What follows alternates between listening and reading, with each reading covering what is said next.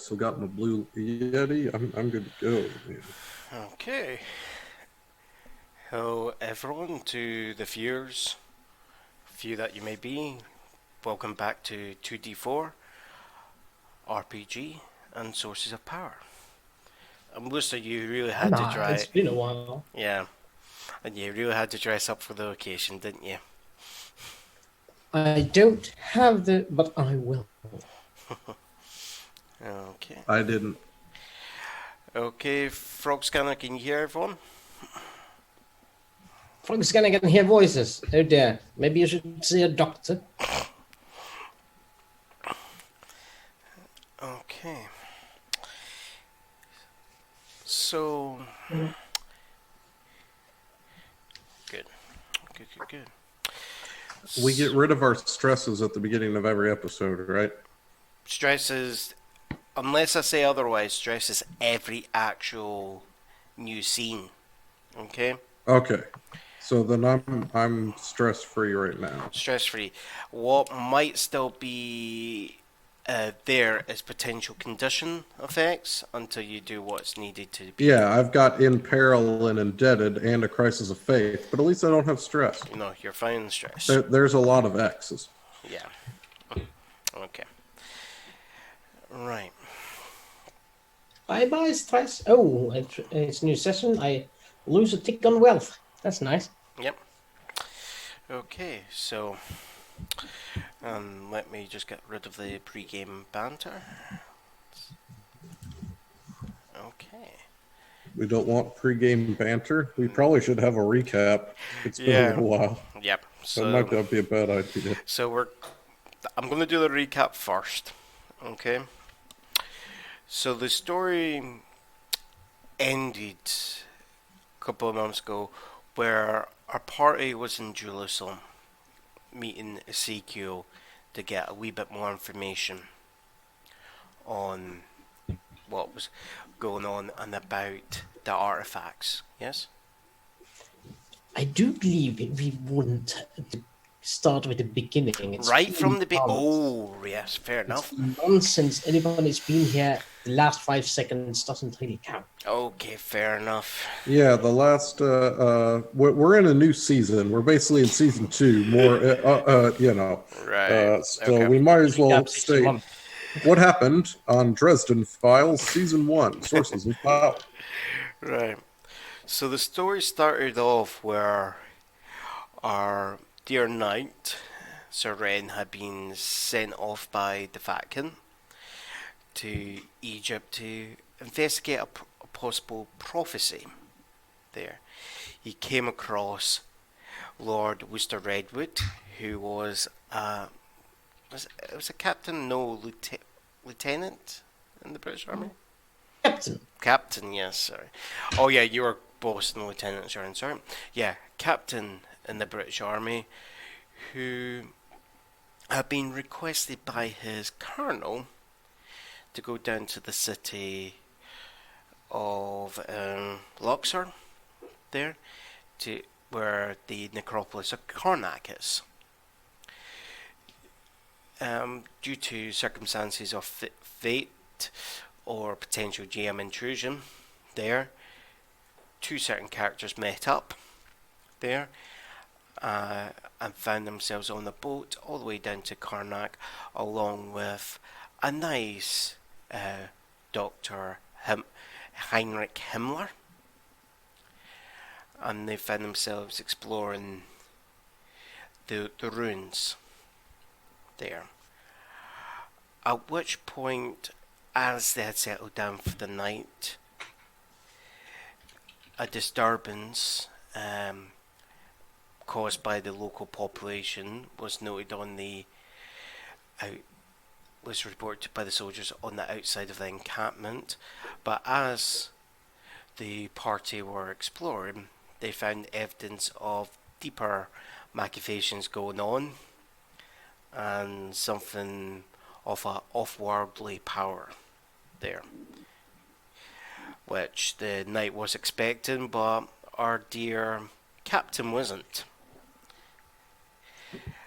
and thus started a battle between good versus evil there, where a massive horde of undead besieged the encampment and swarmed to a recently discovered tomb. During the course of that, the knight and the captain there got separated. The knight did his best to actually ascertain a bit more about what was going on, and the best way to interrupt what he believed was a ritual that was going on at the time, while Wooster ran around the city picking up everyone that he'd find that could aid him in solving the crisis, and spending a lot of money around to do so. At which point, just as the moon was about to come to its zenith, a battle arose where there was a lot of explosions, a lot of flying dead body parts, and what appears to be a ritual interrupted there. The people involved disappeared through a portal there, but the rest of the city was saved. The knight, Sir Renn and Lord Sir Redwood, of course, went back to Egypt. The colonel wasn't happy about the current events, at which point Wooster tendered his resignation. Or were you fired? That's what I'm trying to remember. I tendered my resignation. You tendered your resignation. It was my my batsman who got fired. Yeah. Yes. At which point, also walking through the city, the knight gained a wee bit more information about how to follow up on his inquiries about the evil that had been unleashed at Karnak, and was directed to head towards Jerusalem to seek out Ezekiel, a member of the order that he belongs to, but also a member of the White Council of Wizards. During this, they had the knight and Lord Wooster Redwood had made potential arrangements that, if it was agreeable, they'll travel together. And they met each other at the station and made their way to the port of Alexandria, where awaiting them was the RMS Olympic there, the sister ship to the Britannic and Titanic there. So, if you don't mind, since it is my ship, might if I continue with the explanation? Yep. Well, as soon as we reached on board the RMS Olympic, we found out that my dear stepfather had hijacked the sea-faring vessel and headed it for Cairo instead of New York. Highly unprofitable, but very fortunate for us, though his reasonings were never thoroughly found. There's the only remains of my stepfather found on ship that he was supposed to be sailing on was a piece of his garment and a diary left by him of my father's writing, which was most curious. As the ship sailed from therefore towards Jerusalem, or the nearest port of Jaffa, yeah. Yes, from which forth we trekked towards Jerusalem itself. I took upon the book of my father, learning a few neat tricks on the road to Jerusalem. Upon entering the city, we found out that the old city of Jerusalem was under strict quarantine by the local British army, or whatever it was called. I do not quite remember these petty details, but the local British officials had this place quarantined to a spread of plague. But luckily, with enough of these things, we were able to get inside the quarantine zone and entered one of the holiest sites in Christendom, led by Sir Renn himself, and I do believe it is most appropriate to let him continue as this is his domain. So this is at the Temple of Karnak, right? Indeed. No, All right. No. We are already at Jerusalem. we're at Jerusalem. we're at the Armenian I'm quarter. just trying to remember if this is where we found the big baddie in the portal. Big Baddie and Portal was like 3 chapters ago, boy. Yep. Okay, well it's been a little while of time, because I'm trying to remember along with the audience of what happened. All right, which big baddie are we talking about this time? Because I could go if you give me a baddie. Right. So I do believe I did miss out on a certain devil appearing on the ship. yes, you did. Okay. I did miss out on that one. So is this where the knights come in? Yes, during Okay. during the Olympic, we did discover one of your friends, Sir Renn. Perhaps you should tell us about that encounter first. It was right. quite juicy. So while we are on the ship, I encounter an evil knight. Basically, there are 2 variants of knights in the game. One is good and one is evil. I have been playing the good side of the knights. We found instead the evil knights. And basically, Evil Knight Extraordinaire was saying he was going to blow up everybody on the ship, or at least destroy them all. So Good Knight Renn makes a pact with the devil, if we're in D&D terms, essentially making me a warlock, that in exchange for my word to help the evil one at a time of his choosing, that everyone on board the ship at the time, including myself, is safe from his wrath.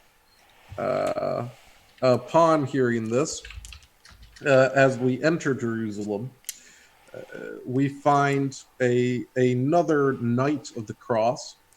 Now, this Knight of the Cross, I don't remember his name, but suffice to say there's only 3 of us, so he's an important one.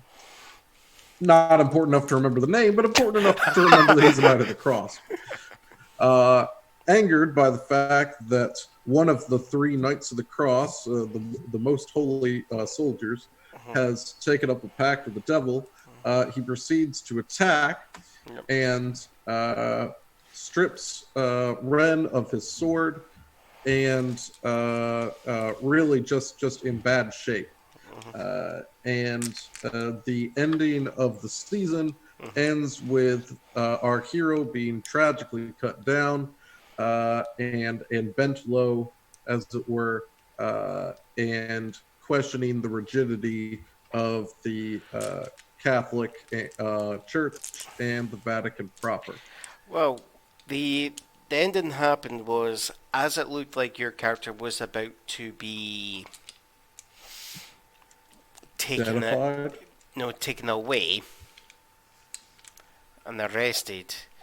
Nicodemus stepped in and dispatched the other knight, stating, "I can't let you have a favor you owe me. I can't let you basically rot in jail." Nicodemus being the evil dude that we talked about how we made a pact with. Nicodemus is my pseudo patron. Your sugar daddy, as the warlocks call it. I wouldn't say he's your patron in D&D terms. He's just been basically playing you. There.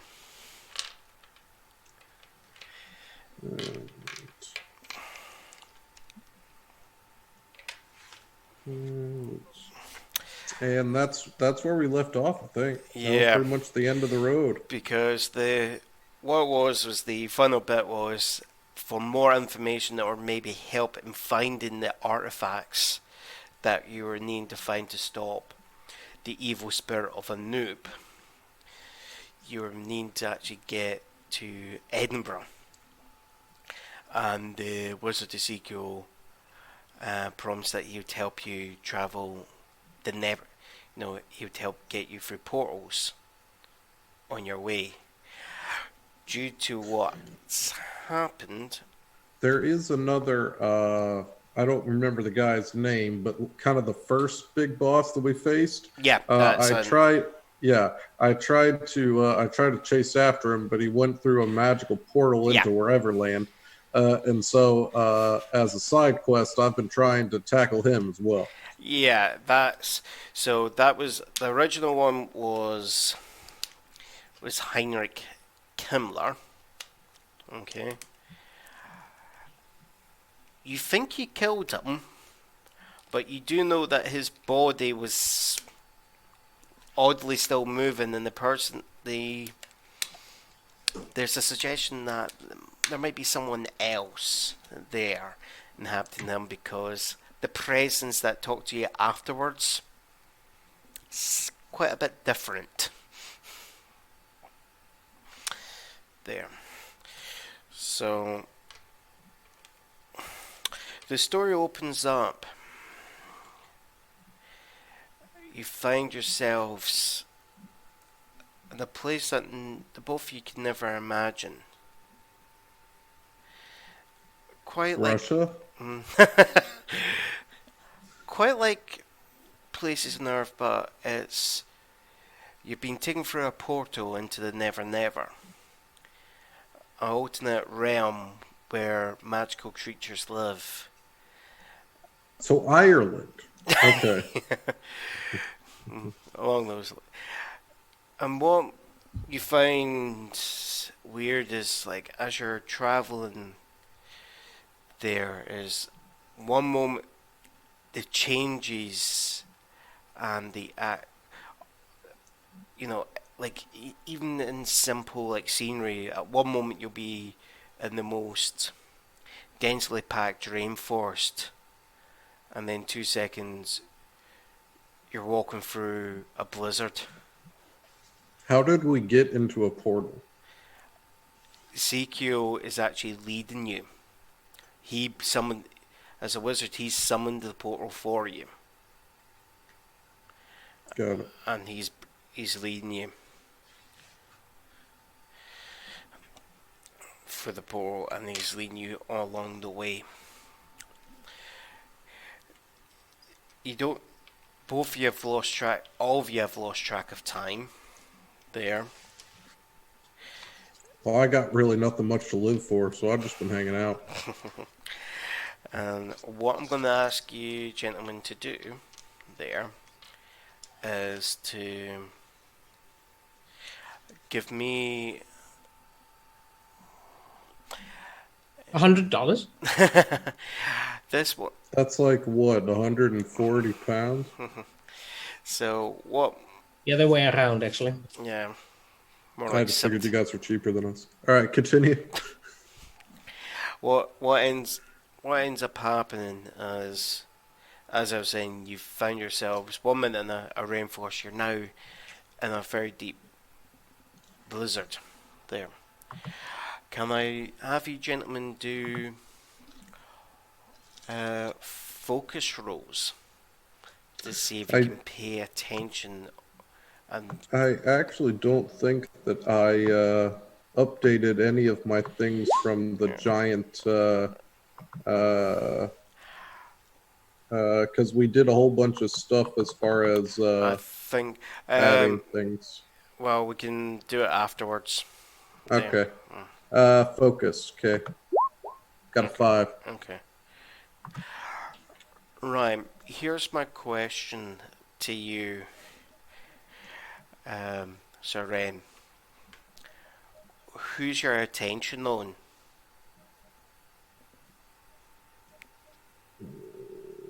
Who are you paying attention to out of the party? Out of the party, as in, like, am I So you've got dealing with Wooster or Ezekiel? well, and you also got the Batman there, Relish. Oh, um.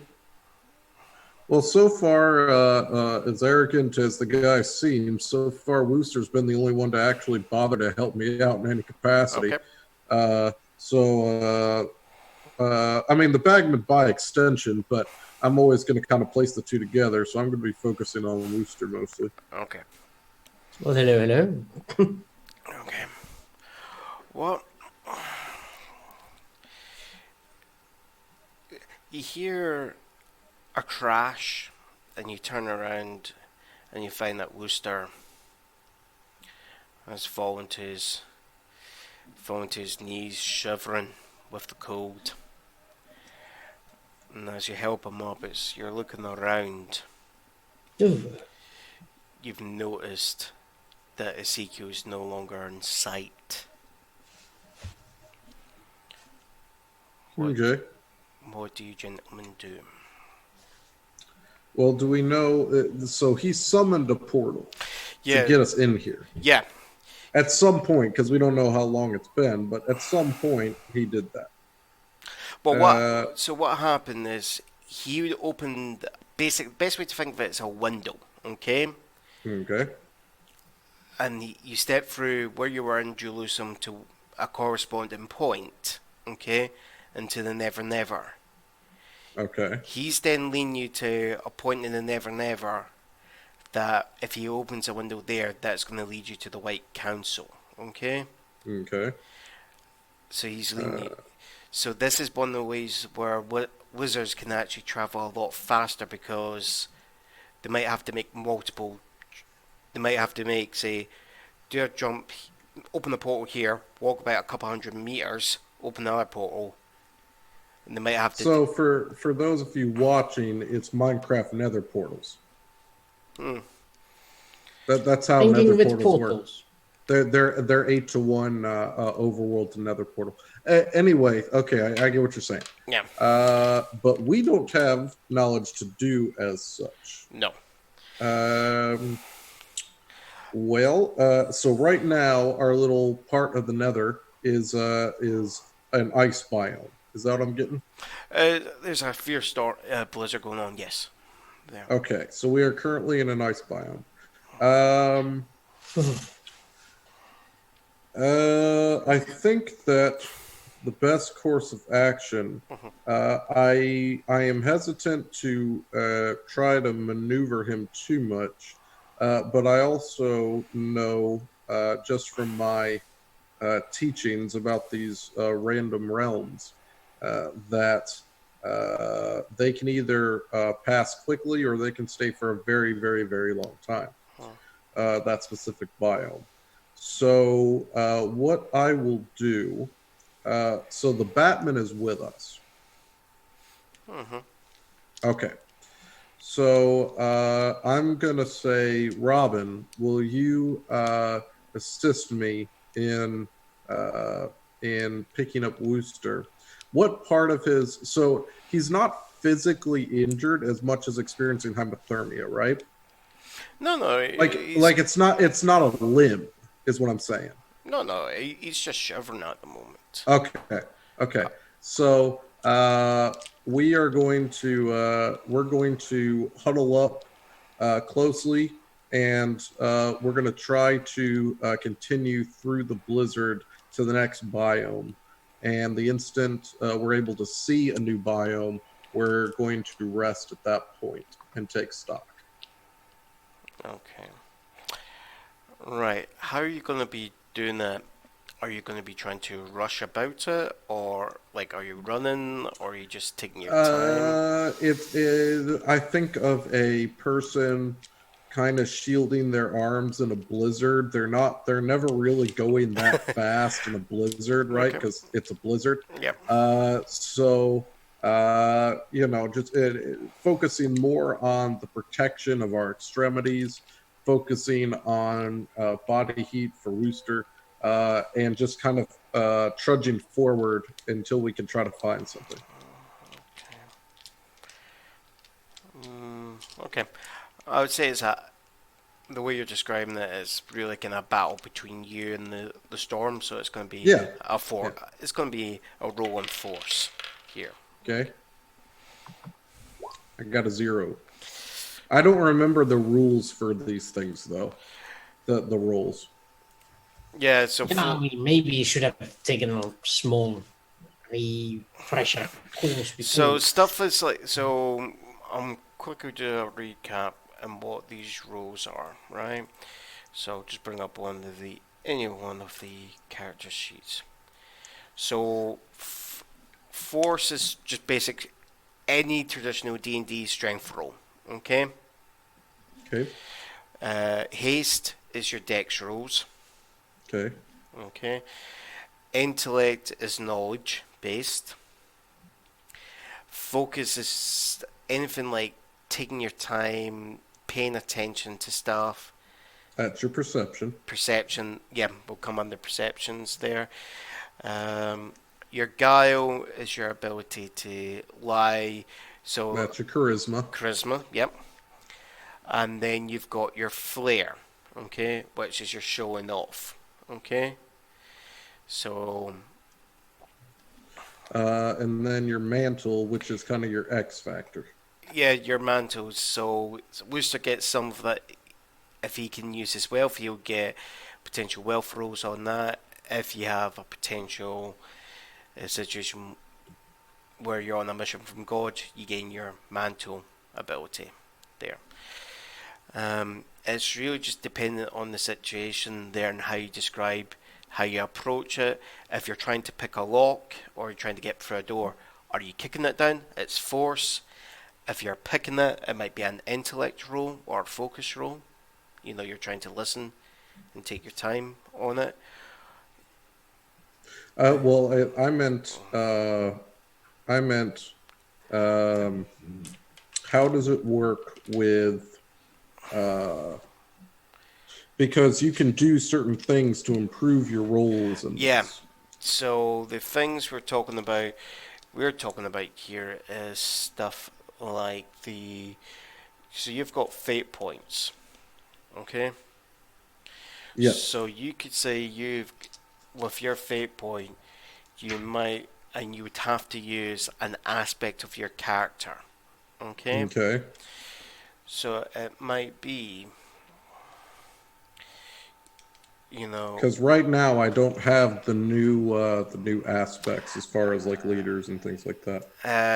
most of those really have, how would they actually apply to the situation, Because I would think with this one I could use a fate point to say, hey, I'm trying to be this new leader individual. I am trying to step up and I'm going to lead this party. Maybe get some new recruits. no, well, that's not your aspect because your aspects because you're taking conditions, Okay.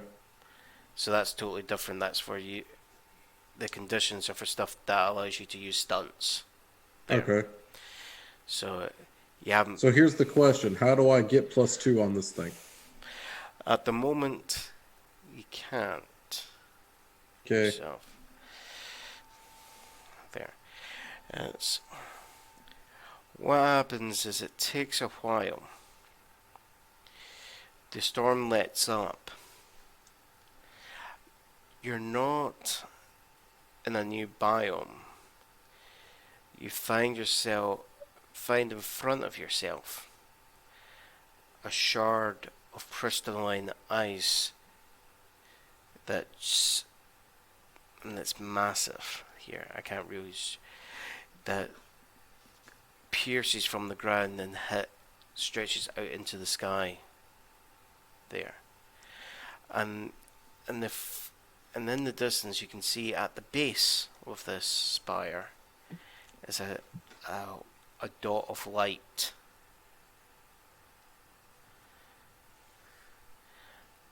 That's glowing white. Okay. I mean, all we can do is explore. I don't have any abilities. I don't have any swords. It's literally just me. So I can't do anything else. Well, you can go anywhere you want. Um, I would like to. Um, I need to get Booster somewhere warmer, so I am going to bypass the. I'm going to bypass the glowing icicle, and I'm going to keep moving forward. Are you sure that the white dot is not the portal to the next step?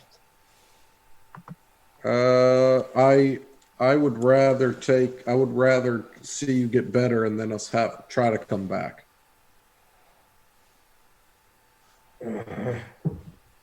You want to roll to see what Robin thinks? We'll let Robin be the tiebreaker. That would be Thomas Relish. Thomas Ross.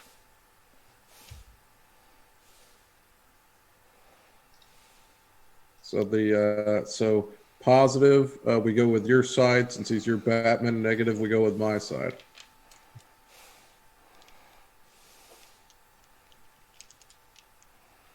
Oh, you want me to do a roll? I wanted Wooster to do a roll because he's the one in charge of Relish. Yeah, just do one. Roll one DF.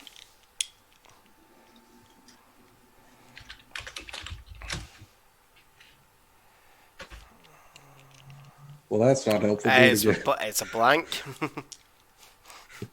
Do it again. Says, I am hardly in the position to step into your shoes and make decisions. I am only a follower.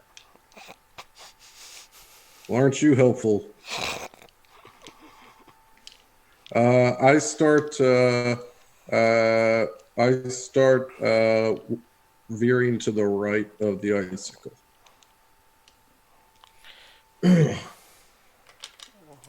I know it's not an icicle. I know it's a giant shard structure, but I like the fact of calling it an icicle, so that's what I'm doing. Okay.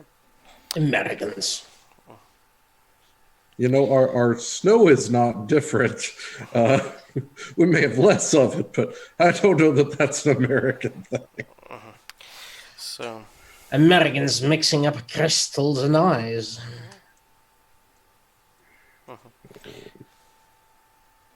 I try to scan. Can I scan the horizon for another biome? This is as you scan. Right, actually, give me a focus roll here.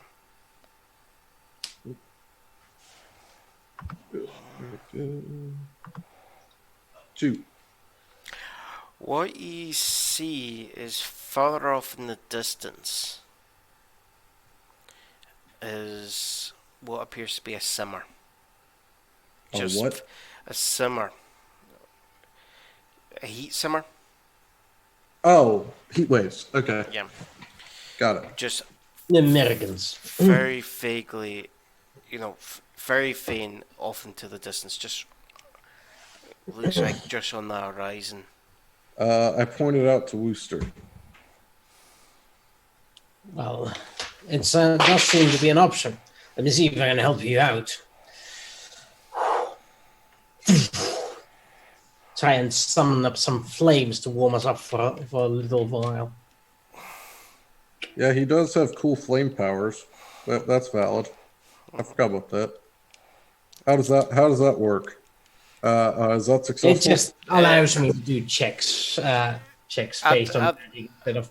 At the moment, I'm just gonna allow him doing that. There. Because I forgot he had cool flame powers. No, he's got magic. Yeah, exactly. Cool flame powers. Oh, he can do more than just flames, mate. That's what I'm calling it right now until I see otherwise.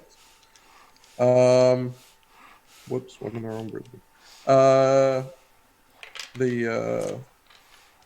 Okay, so now that I see that he's got cool flame powers, I'm a little bit more reassured. And knowing that there is an area we can get to if we need to, I'll tentatively go to the iceberg. Oh. So you're actually going to the icicle instead. Okay. Now that I see that he can warm himself and that we have an out if we need it, I wanted an out before I did anything else.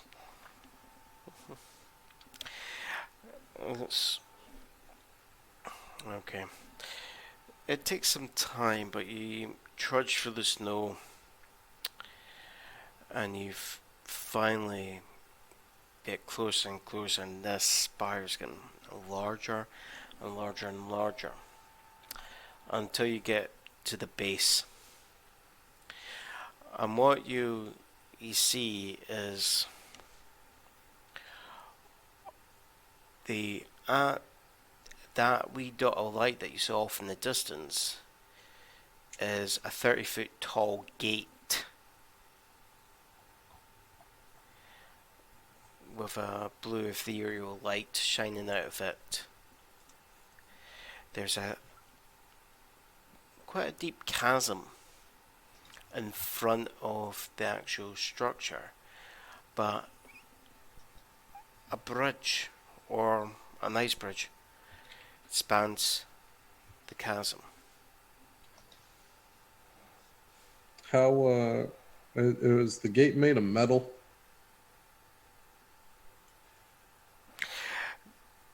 The gate there that you're seeing is not made of any material that you recognize. Okay. Are there bars? Is it like one solid thing? Like, can you describe the gate for me? So, imagine so you've got this ice going all the way up, right? Mm-hmm. You've then got an opening that's 30 foot high, okay? There is a solid gate that would appear to be actually raised, just like a portcullis, okay? Okay. But at the moment appears to be currently down. When you stare, you see what appears to be a smaller door that's been potentially set into the portcullis so that they can, if they're needing to let someone in with the portcullis down, they don't have to raise the entire thing up. They can potentially just let a small amount of people through. Are there any slits in the portcullis? So this portcullis you're seeing is more. It's just like any standard, like basically I'm saying portcullis, and that's what I'm thinking in my head. So you can see through, the light is shining through the holes in the portcullis, right? How big are these holes? You can possibly get your hand through, and that's it. All right.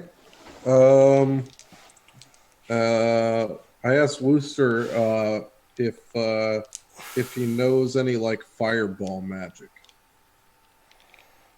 Oh, technically, yes. Would you like me to melt your door? Yes, I would. I would like you to melt the portcullis down by putting your hand in in one of the holes and shooting a fireball up into the portcullis and melting the whole thing.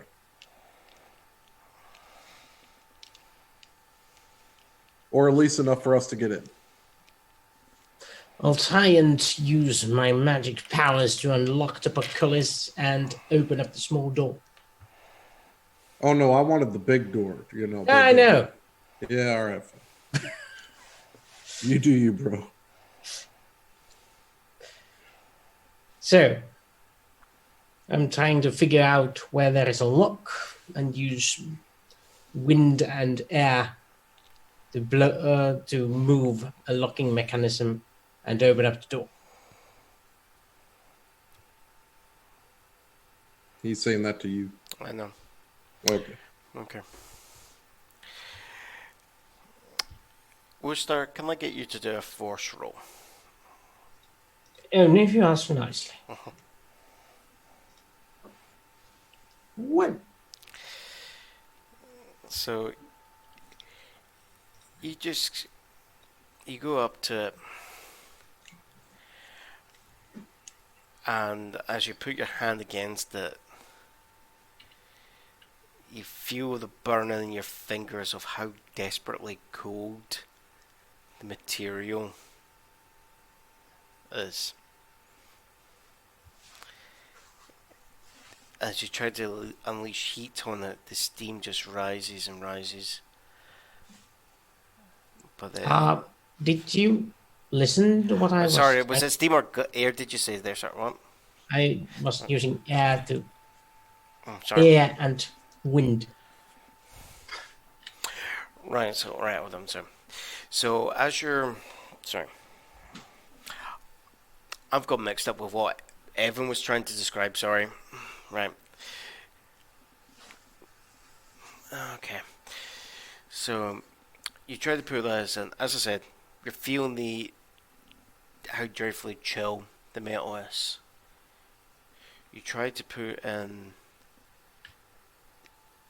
drive the magic, try to buff it, this gate, and the gate shakes, but it just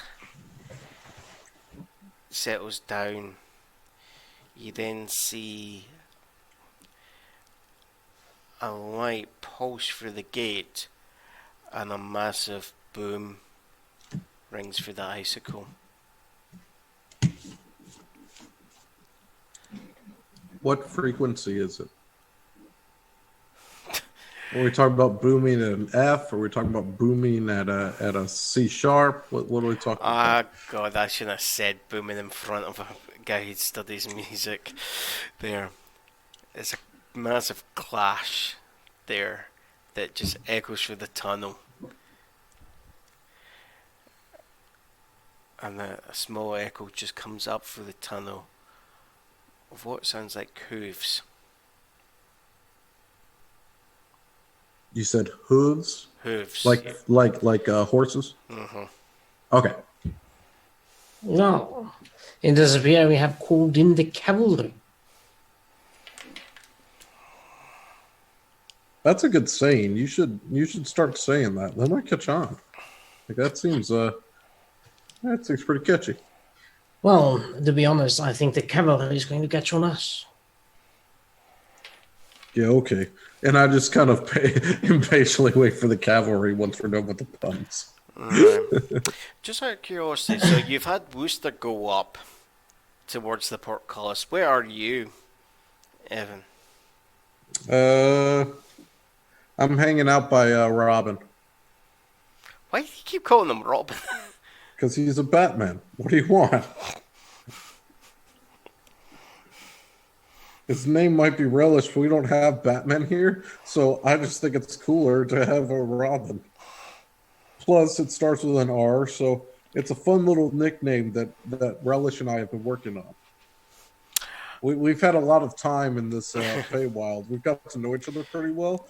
So he and I have started to we have nicknames like he calls, so I call him Robin, and since I'm Ren, he calls me Blue Jay. So we have this thing going on. I think this is what Ren wishes happened, but never does. No, this is a thing. We've had a long time to communicate. No, this happened. I think that's more for Worcester to decide. It is his NPC follower that you're dictating here.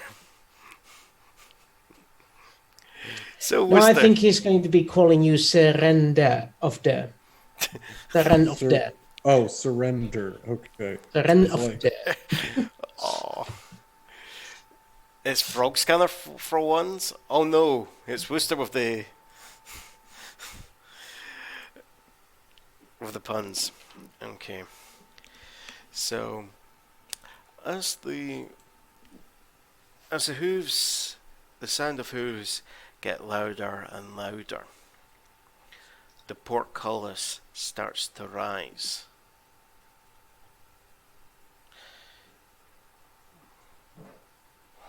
It's up to you, gentlemen. What do you want to do? Well, I will wait for the portcullis to rise enough to see what's behind it. Yeah, I just give a very posed look. Be like, like the British equivalent of Fonzie from Happy Days. I don't think the British ever could do an equivalent of Fonzie from Happy Days. That's why I'm the one doing it. So, and I'm just kind of leaning up against Robin. Like, I've got my sunglasses with the Knights Templar cross on them. Just I put on. Uh, yeah. Well, are they by Dolce and Gabbana or are they by? Sorry, Say again. I'm just joking. It's just when someone starts pulling out glasses for films, it's like suddenly it's all Dolce and Gabbana sunglasses and all that. Got it. Right. So I better stop being a sarcastic GM. Okay. So as the portcullis finally rises, the horsemen arrive, but they're not horsemen as you would recognize them. Some of the creatures are stags there, and other creatures are not even animals that you'd recognize. But the word that might come to mind is unicorn, potentially. You're muted, unless you're talking to your wife. I'm talking to my wife. So, unicorns, and they're charging with their horns pointed. No, their heads are raised, so the horns aren't lowered. Okay, so they're not aggressive. Do they look aggressive or not? I didn't... Also, Wooster turns to look at Sir Renn, then back at the unicorns, and says, "Well, I didn't expect that of you, but then again, you're a man of church."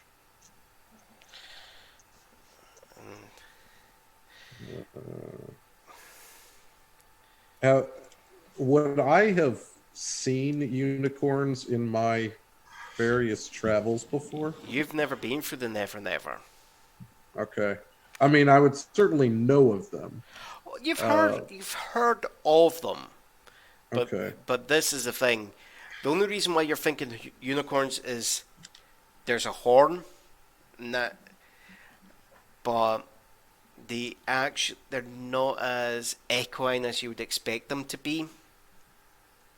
Is there a person or just the animal? Some of them have got riders, not all of them do. Is there specifically one that's like, okay, you're obviously the head rider, dude? One of them is actually. So hold on, what's the way? Unmounting himself from his. Okay. And he's. And the suit of armor he's in is crystalline blue in color, and he just each step he takes is just a crunch of the snow underneath you, and as you you look down, you actually see that the snow just goes from snow into actual ice, and he's literally pulling it away. Like he's pulling the ice away from his shoes? Well, it's like, so as he's pulling away, the actual snow is like forming like kind of wee crystalline shards behind him. There. Okay. So he's literally kind of pulling it up at the same time, and it's freezing into ice. No, I got you. Well, Wooster is taking off his hat and bowing and saying, "Good afternoon, gentlemen. We were looking for shelter from the storm, but we lost our friend. Perhaps you might have seen him." A wizard by any chance, was it? "Yes, we were escorted here by a wizard, and we lost sight of him during the blizzard outside."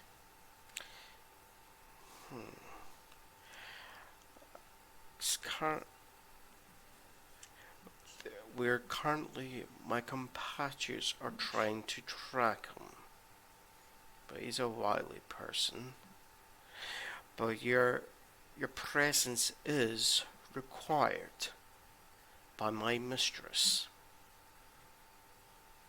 Well, if we are being invited by a lady, who am I to decline? Please, escort us to your mistress. Follow me. And he just turns and he goes into the tunnel. There. Well, Wooster does as asked, and follows with the pose of a gentleman. I don't have any powers at this point, right? So there's not much point to me. There's not much point to me doing anything else. So I follow along, resigned. Although I try to keep up conversations with Relish Robin as we go. In my more natural state that I've had since we've joined the Feywild, I've been trying to learn how to interact with like hired hands and how to better equate myself with more working class. So I spend as much time as possible while we're in the Feywild getting to know him. So, Wister, how do you think Relish would be responding to this? Alice is worried. This group is odd, and he's not entirely sure which one of the group is virgin. Is what? Well, unicorns only show themselves to virgins. Oh,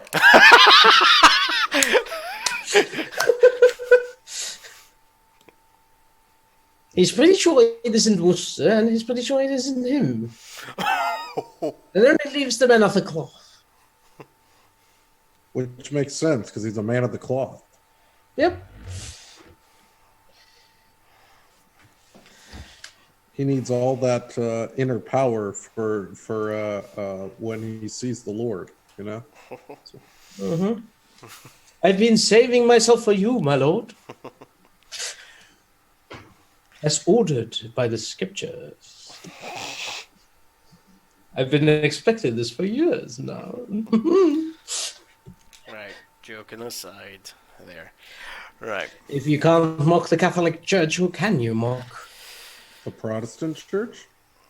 Oh, Which one? go at it. Oh, the Anglican Church, of course.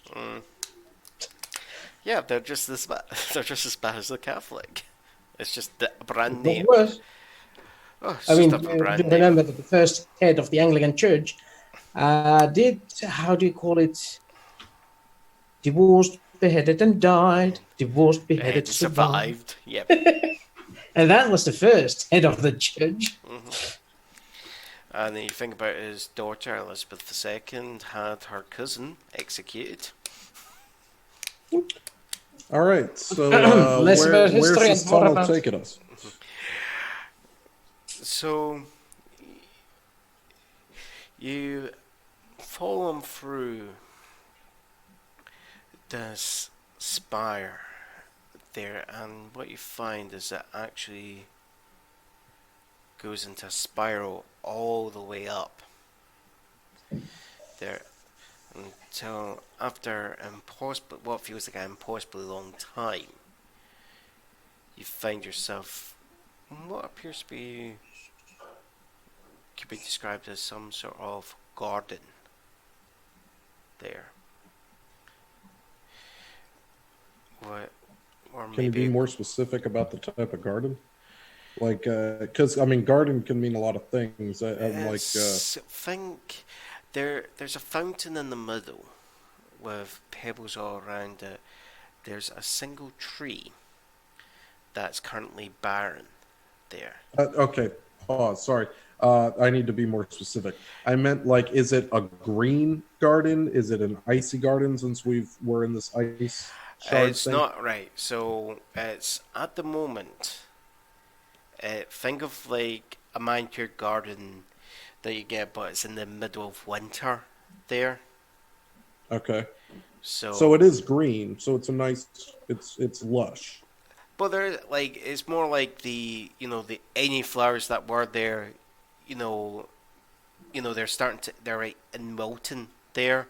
Okay. Okay. It's that, Got it. as I said, the tree's barren there. Like Got the it. leaves are Okay. gone. The actual fountain that's the centerpiece that's actually frozen over at the moment there, Okay.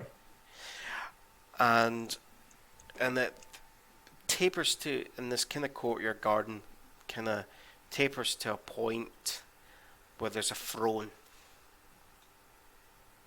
there, and on the throne is, pardon you, is an individual of very delicate feminine features there. And as you're led, see if the book actually describes her.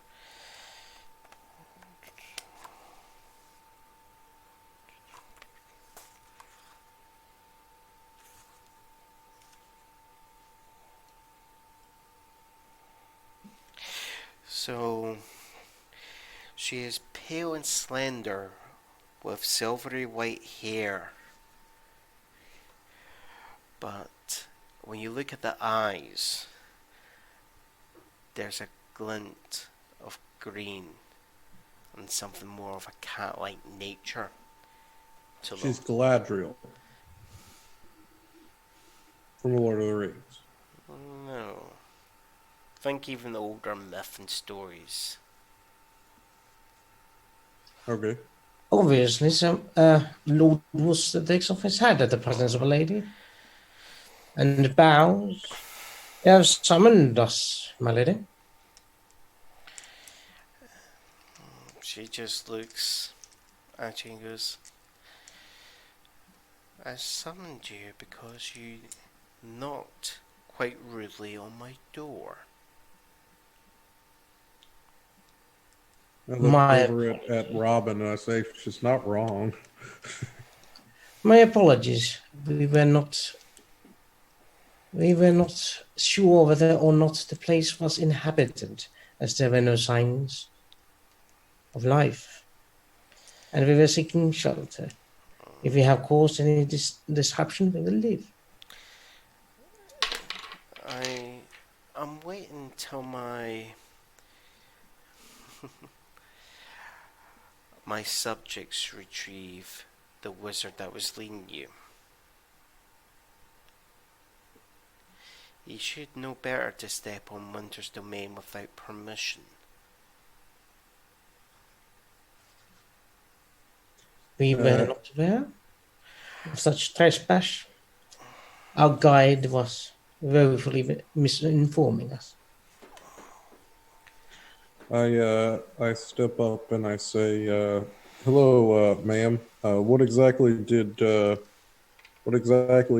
Ezekiel do that caused such distress?" The wizard in question owes a debt to me, and he's forgotten to pay it, and he's been hiding on the mortal world in an attempt not to pay it. I what, do we know her name? Did she introduce her name yet at all? So, she's talking about you being on Winter's domain. Yeah. She's a fae, Okay. right? There's two courts of fae, summer and winter. Okay. Queen Mab, heir of darkness and shadow. Okay. So you said Queen Air? No, Queen Mab of. Queen Mab. Would my character know this? You would have come across her name, and the fact that you heard that you're on Winter's domain.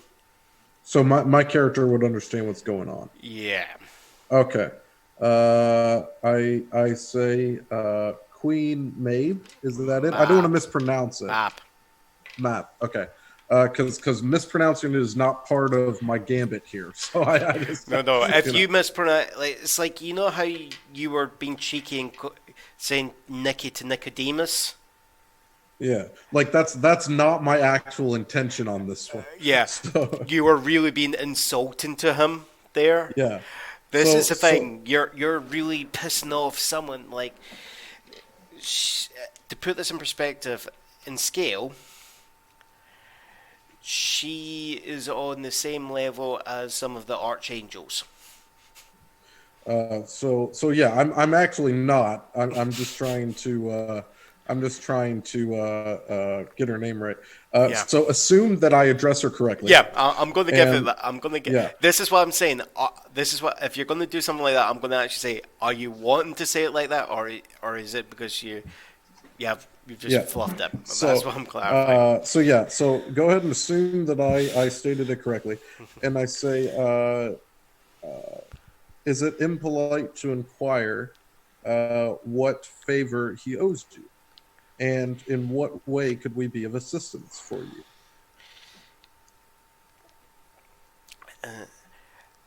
You can be of assistance by being guests until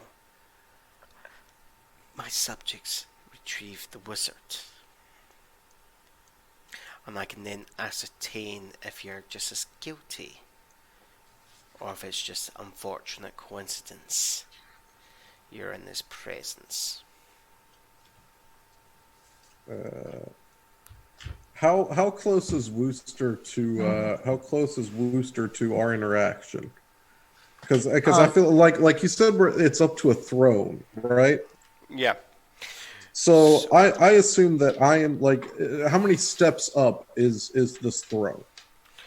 Right, so you probably what you find is that it's not like, stupidly at high up, it's like slowly gradual, but it's probably given her like when she stands up there, she's maybe got a good couple, she's looking down on you guys there. So is there like 3 or 4 steps? Like is it a dirt filled porch basically?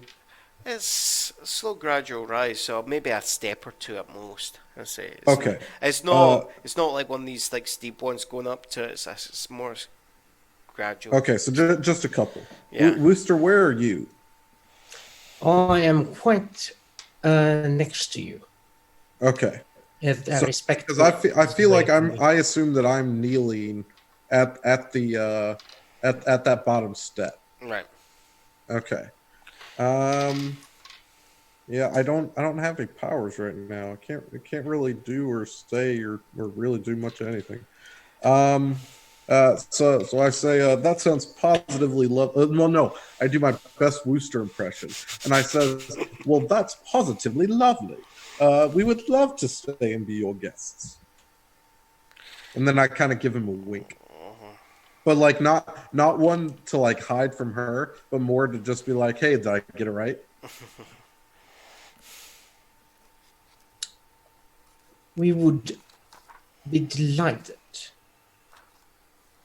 to share in your hospitality, my lady.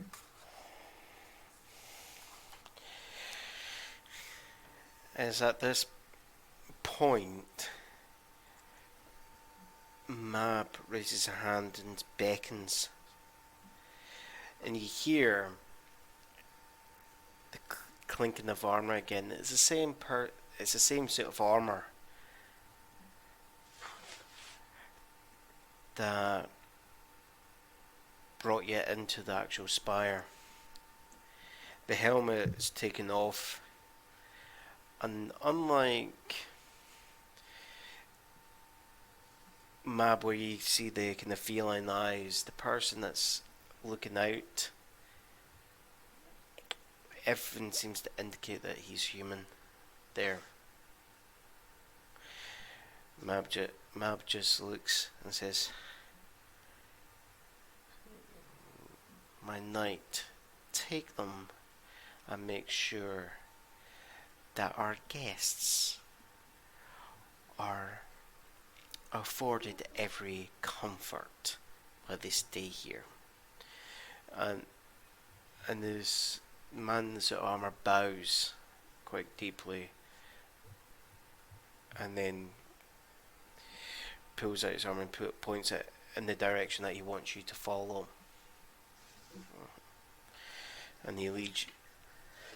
Was the dusty courtly bow of the English court before turning to follow, before taking the back step and turning to follow the knight of the court. No, I'm behind you. I'm meaning the knight of the court, not you. You're not. Oh, okay. Yeah, there's multiple nights going on. Yeah. Yeah, this is the winter night. As I go, where's the mark of Nicodemus? It's on my right hand, right? It's on like my right wrist. Yeah, it's on your right hand. That's covering over that tattoo that you got placed on it. Yeah. Okay. That's why, because this is how Ezekiel found out you being marked, because you shook with the right hand. Yeah. And he sensed it. So, as I go, I make like an overly exaggerated English bow, and because it's an English bow, like your hand, you're like to where it kind of sees a little flashes of it, and I follow behind. Right. Okay. I'm gonna do a roll off between you and me. Okay. Okay.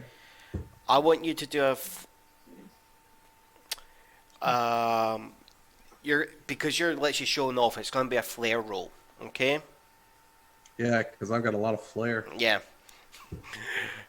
But that's what you're doing. You're showing off. Yeah. Mm-hmm. Yeah. Okay. This is gonna be whether or not is my knight paying attention. There. No, I do that not to the knight. I do that to Queen Mab. Oh, you're doing it to Mab. Yeah. Oh, yeah. Then it's not going to be roll. She's going to notice. Okay. Yeah. Well, that was my intention. And she's just going to go.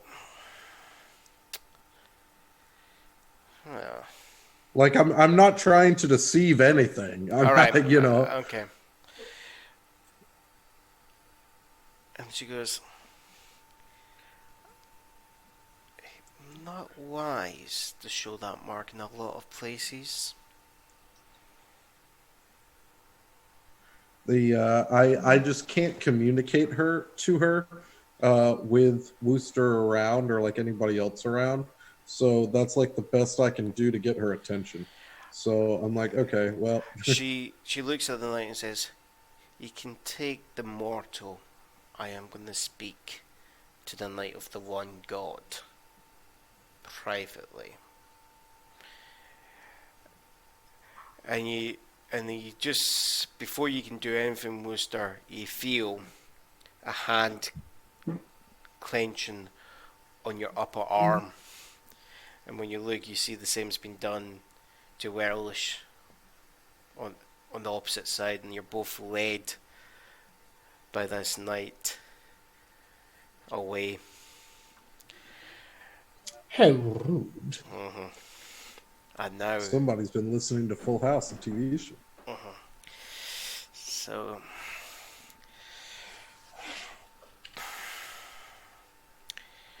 and she just looks, show me the mark. Of course, my lady.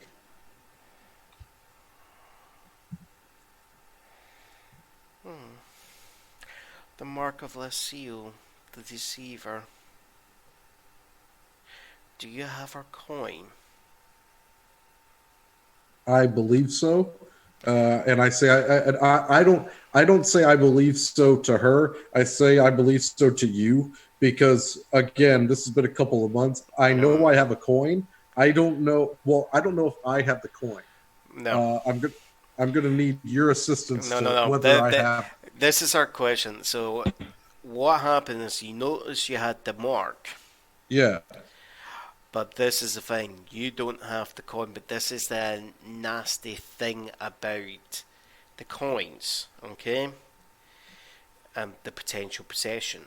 Because you touching it, if say the coin was already inhabiting someone else, okay? Just it doesn't have to be in physical possession of someone. If you've touched it, potentially that allows the spirit to get into your body, right? And start the Hmm. process.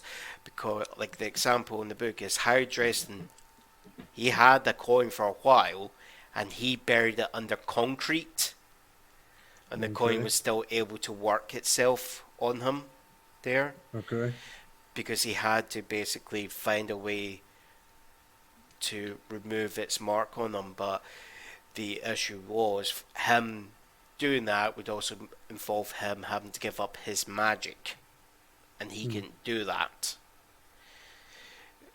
He eventually found another way, but it was quite drastic. Okay, um, and this is the thing because So I don't have the coin. you don't physically have the coin there. I thought I had a coin No, on me. you've got the mark on your hand there, Yeah. and I that know I was given a coin. I was distinctly given a coin. no, No, that part I'm positive of. I don't know if it's the one she's talking about, but no, I'm positive that I was given a coin. not That's what from, I'm asking no, is if I've given it to somebody else no. or if it's It wouldn't have been one of the Daenerys. No, what you probably remembering is you might be thinking of the dream sequence. no. I mean, I was given a coin. Period. That I mean, I know that I was given a coin. I don't know if it's the right coin. I doubt it's the right coin, but I know that I have a coin. No, because I just don't know if I gave it to Wooster or not. no, I didn't give you no because I wasn't gonna because I was giving myself a wee bit of leeway to work out how we wanted to do the storyline. So I don't know what unless you're trying to think of the very original artifact he handed over. He gave me a coin with the name on it. I was by Nicodemus. Nicodemus gave me a coin with a name on it. That was in the dream sequence. Okay. That was in the dream. You saw it in the dream sequence, but not in real life. Okay. That's what you're thinking of. Okay.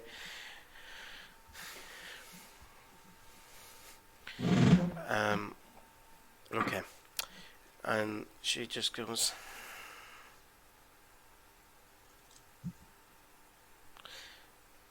And she just holds her hand over it. She goes.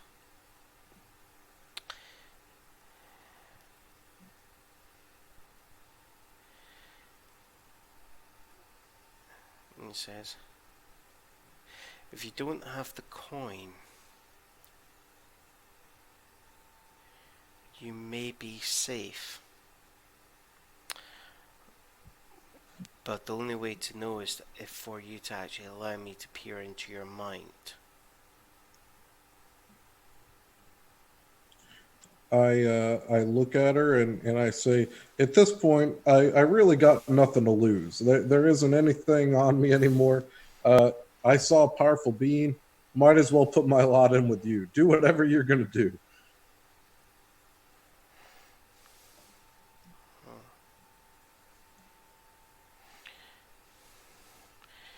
And she goes to put her hand against your face and says, I warn you, this may hurt. And before you can say anything, it's a blinding spike of pain behind your eyes as light fills. Is it more than 6 points of stress? Oh no, it's not gonna be doing that to you. Oh, Okay, okay. I'm not that evil, mate. Don't worry. Right? It's me establishing a scene and it's going to heal itself, okay? Okay. So if you want to mark it off and then take it off and then wipe it back off, feel free to do so. Okay. And just before you think your head's about to explode, it ceases. And you find her standing in front of you. Is But this real life or is this a dream sequence? more in line with the dream sequence again. Okay. But in Got this dream sequence, you're looking at Mab, but she's younger. The eyes aren't cat-like. They're actually a watery blue. And she goes and says,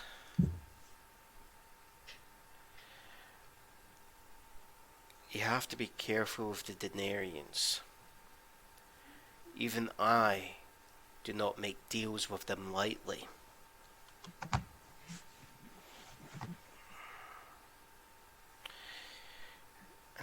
And she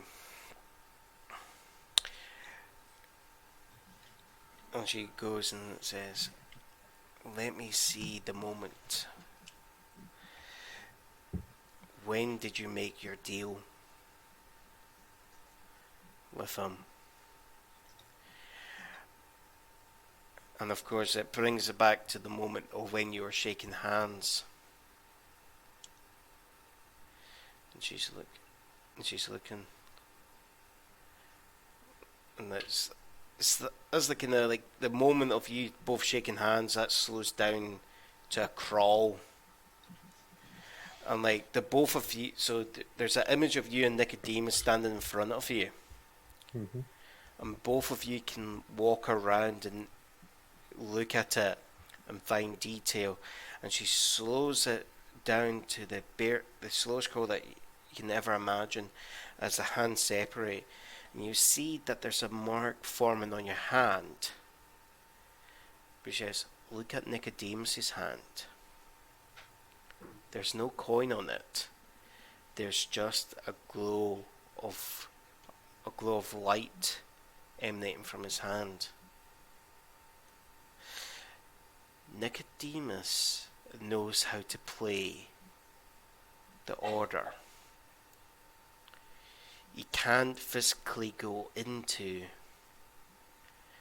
certain places where, from centuries ago, more talented magicians and wizards who knew what threat he was made sure that such places were warded. But he knows how to trick such wards.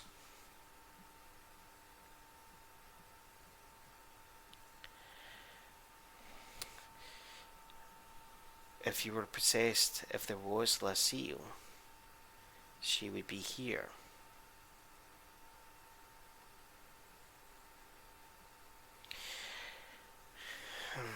And she hovers her hand over the mark. She says, "Look at the mark again. I want you to do a focus roll."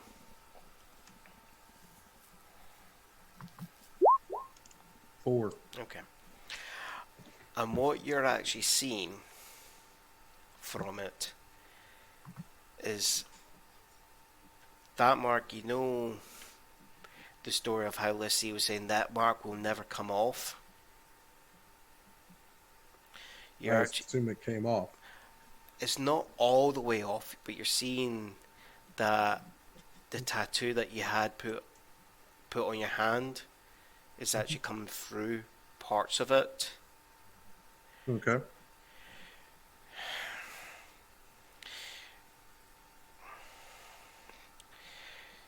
And she says,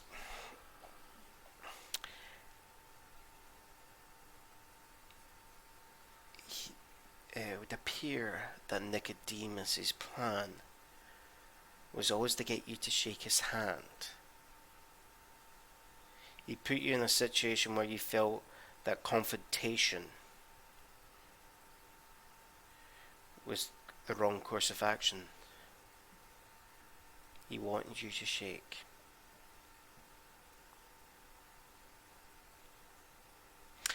There's nothing to be ashamed of. He has done this to many people. He's had 2,000 years,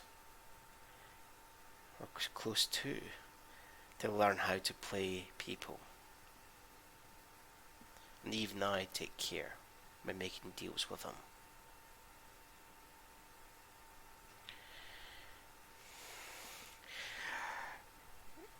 Eventually, the mark will disappear, but as long as it remains, the magic he's put on you will convince others that you're under his thrall.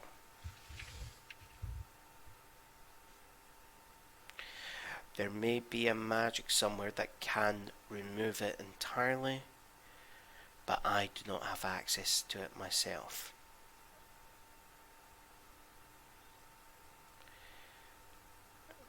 But the magic he's done is not perfect. It is wearing off.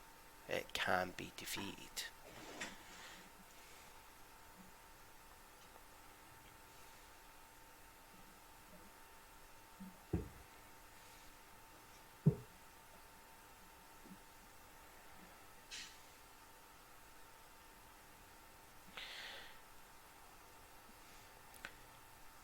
What are you afraid of, Sir Knight?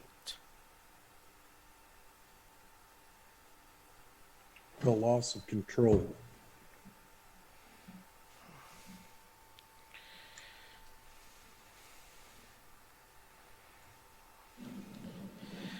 And she just goes, control over what? My own actions.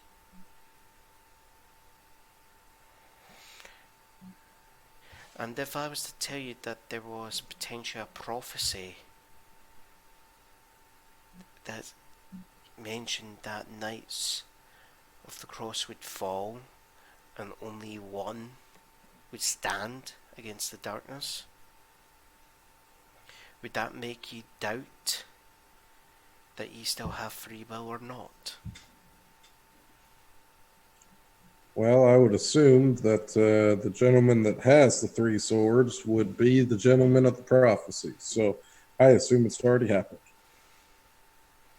You still have free will to either stand in front of the darkness or let it pass and let it do what it wants to do.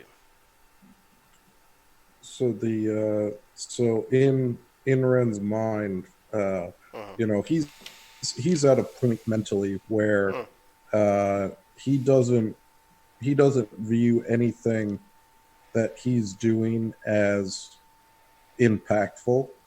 So you know, he feels like he's being twisted at every turn anyway. So when she talks about this prophecy, he just assumes that She's playing them? no, that Sorry. she's speaking of something that's already happened. That you know, he's already become the fallen individual, and that I don't remember the guy's name, but the other knight is the one that takes on the darkness. He doesn't assume that it's him at all. He's just trying to cling on to whatever he has. So you know, he believes her. He believes her too well. That that he takes what she says as, yes, you're absolutely right. This has already happened. Time is just weird in your dimension, and we've already fallen. There's already a guy that's our hero that's taking care of this. I've already lost. That's kind of what he's trying to portray. And she's just looking at us and she goes,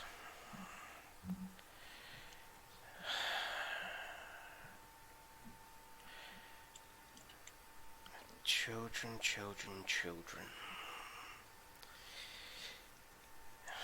Despite your fancies, you don't have faith in yourself. And I look at her and I say, that's why it's called a crisis of faith, lady. But have you ever considered, has God lost faith in you? I don't know. Haven't figured that one out yet. I was just a guy with a sword trying to do what the Vatican told me. And now I've got all sorts of issues and I'm dealing with crazy paranormal things that I never expected. I was just a guy that liked swords. So, I don't know I don't know what this world has in store for me anymore. So, maybe he has, maybe he hasn't. Maybe I'm dealing with demons. Apparently now I'm dealing with you. You're, from what I know, you're a Fey lady. We just got all sorts of a pantheon of gods over here. I don't know what's going on, lady. I was like, if you want to give me a direction, I'll be more than happy to follow it. Because at this point, I got no clue. I don't know what's going on. I don't care that I don't know what's going on. I just want to get out of here and make sure that my obnoxiously court dude is warm. That's all I care about right now. As long as the dude with the top hat that keeps bowing to you is warm, I'm okay with the scenario. She just goes and says, unfortunately, I already have a knight who serves me, and I think there would be objection if I was to take you into my service. But do you know how old I am? How old are you? You'd never ask a lady that question. Maybe you do in the Feywild. We don't do that in the States. And you just hear the laughter come over. And she says, one time I was human. And then I became man. But I remember coming across, I knew the first nights of the cross. And trust me, they didn't need a church to tell them what to do. Faith drove them to do what was needed. At the moment, you're the only knight. And normally, I don't involve myself in mortal affairs, but there's an imbalance coming, and it's affecting the NeverNever. And I believe in balance.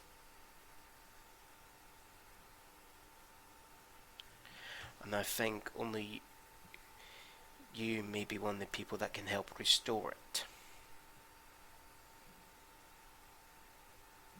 I look up at her and I say, hey, did you ever know this knight named Peter? He loved he was a flute player. Like he played panpipes. Do you know him? I heard that there was a knight. He went by Peter Pan. If I heard that he was here before you. And she just looks and says, I am not mocking you. Can you please not mock me? I figured there might have been some truth to the myth. My bad. There's a myth, there's truth to any story. It's just, what is the truth? And what are you willing to pay to find that truth? So I look up at her and I say, so what do you want me to do? I can't direct you. It's your quest. It's your choice. I can only, for my own selfish reasons, give a wee bit of guidance.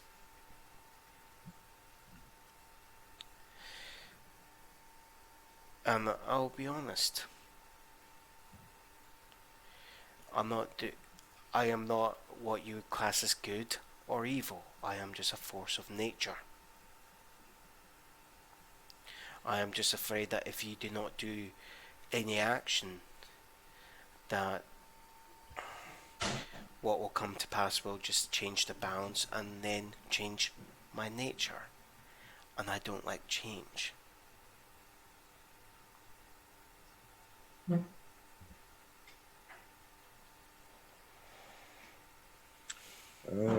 I look at her and say, "Is it about time I go see how my friend's doing?" I think it might be. But I think you need to have faith in yourself, no matter what comes to pass.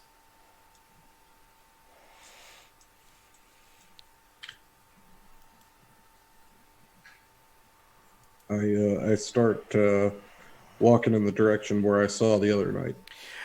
It's just as you turn to walk around, it's like the white.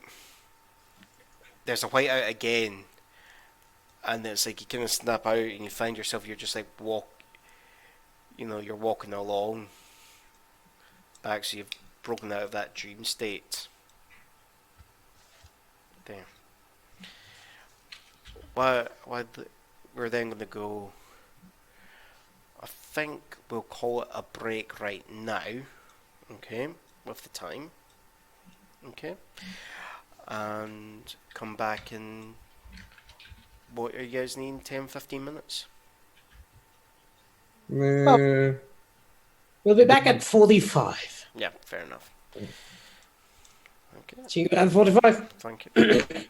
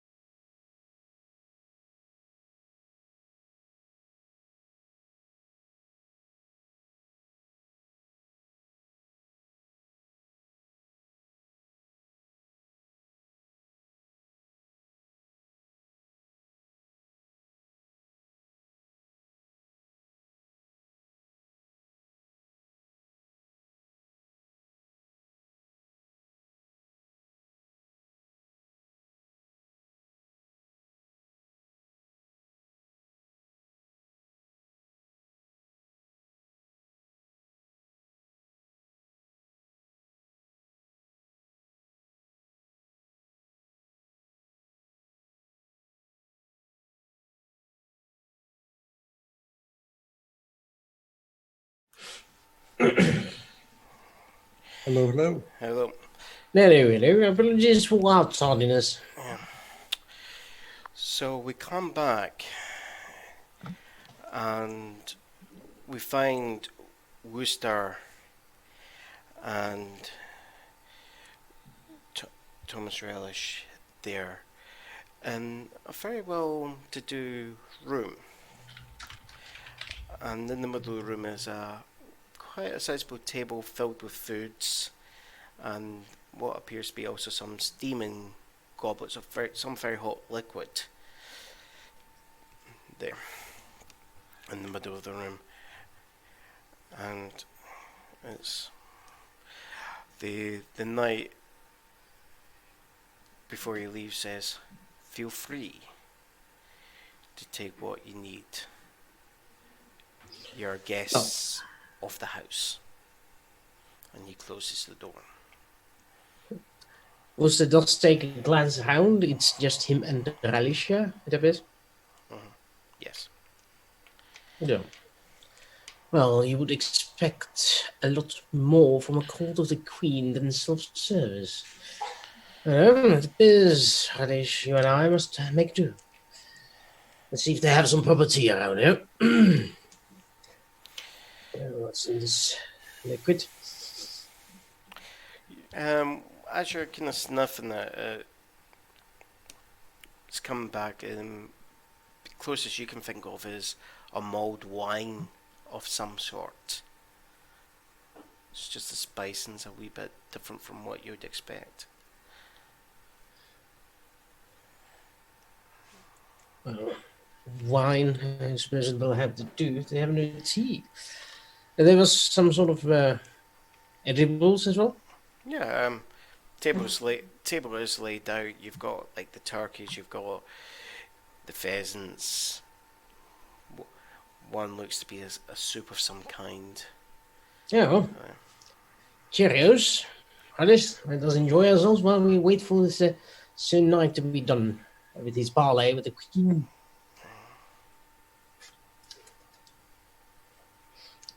And some nibblings and tastings. Refinedly, of course. Just small bits here and there.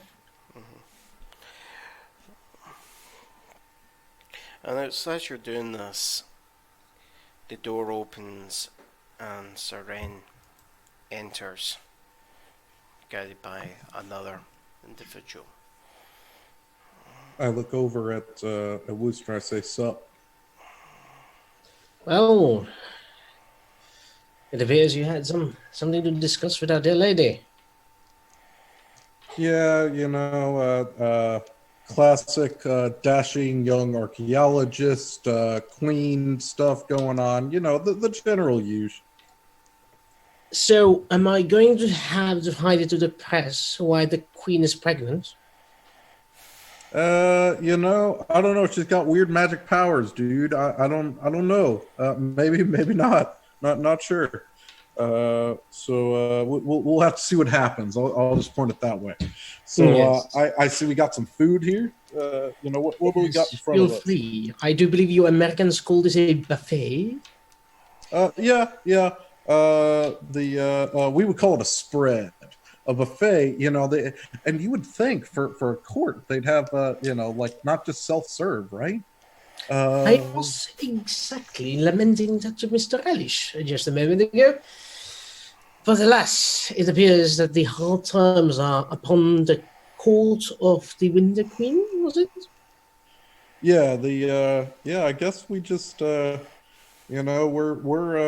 on it. Maybe in the overworld we just have better service. I don't know. Yes. Kind of interesting. Yes, well, at least some things are better than the good old England than over here. I mean, when you come to my place, you will be served in a proper manner and not just left some scraps on a table and expect you to fend for yourself. It's Now, utter you're- barbarity, also. Now you're British, right? English.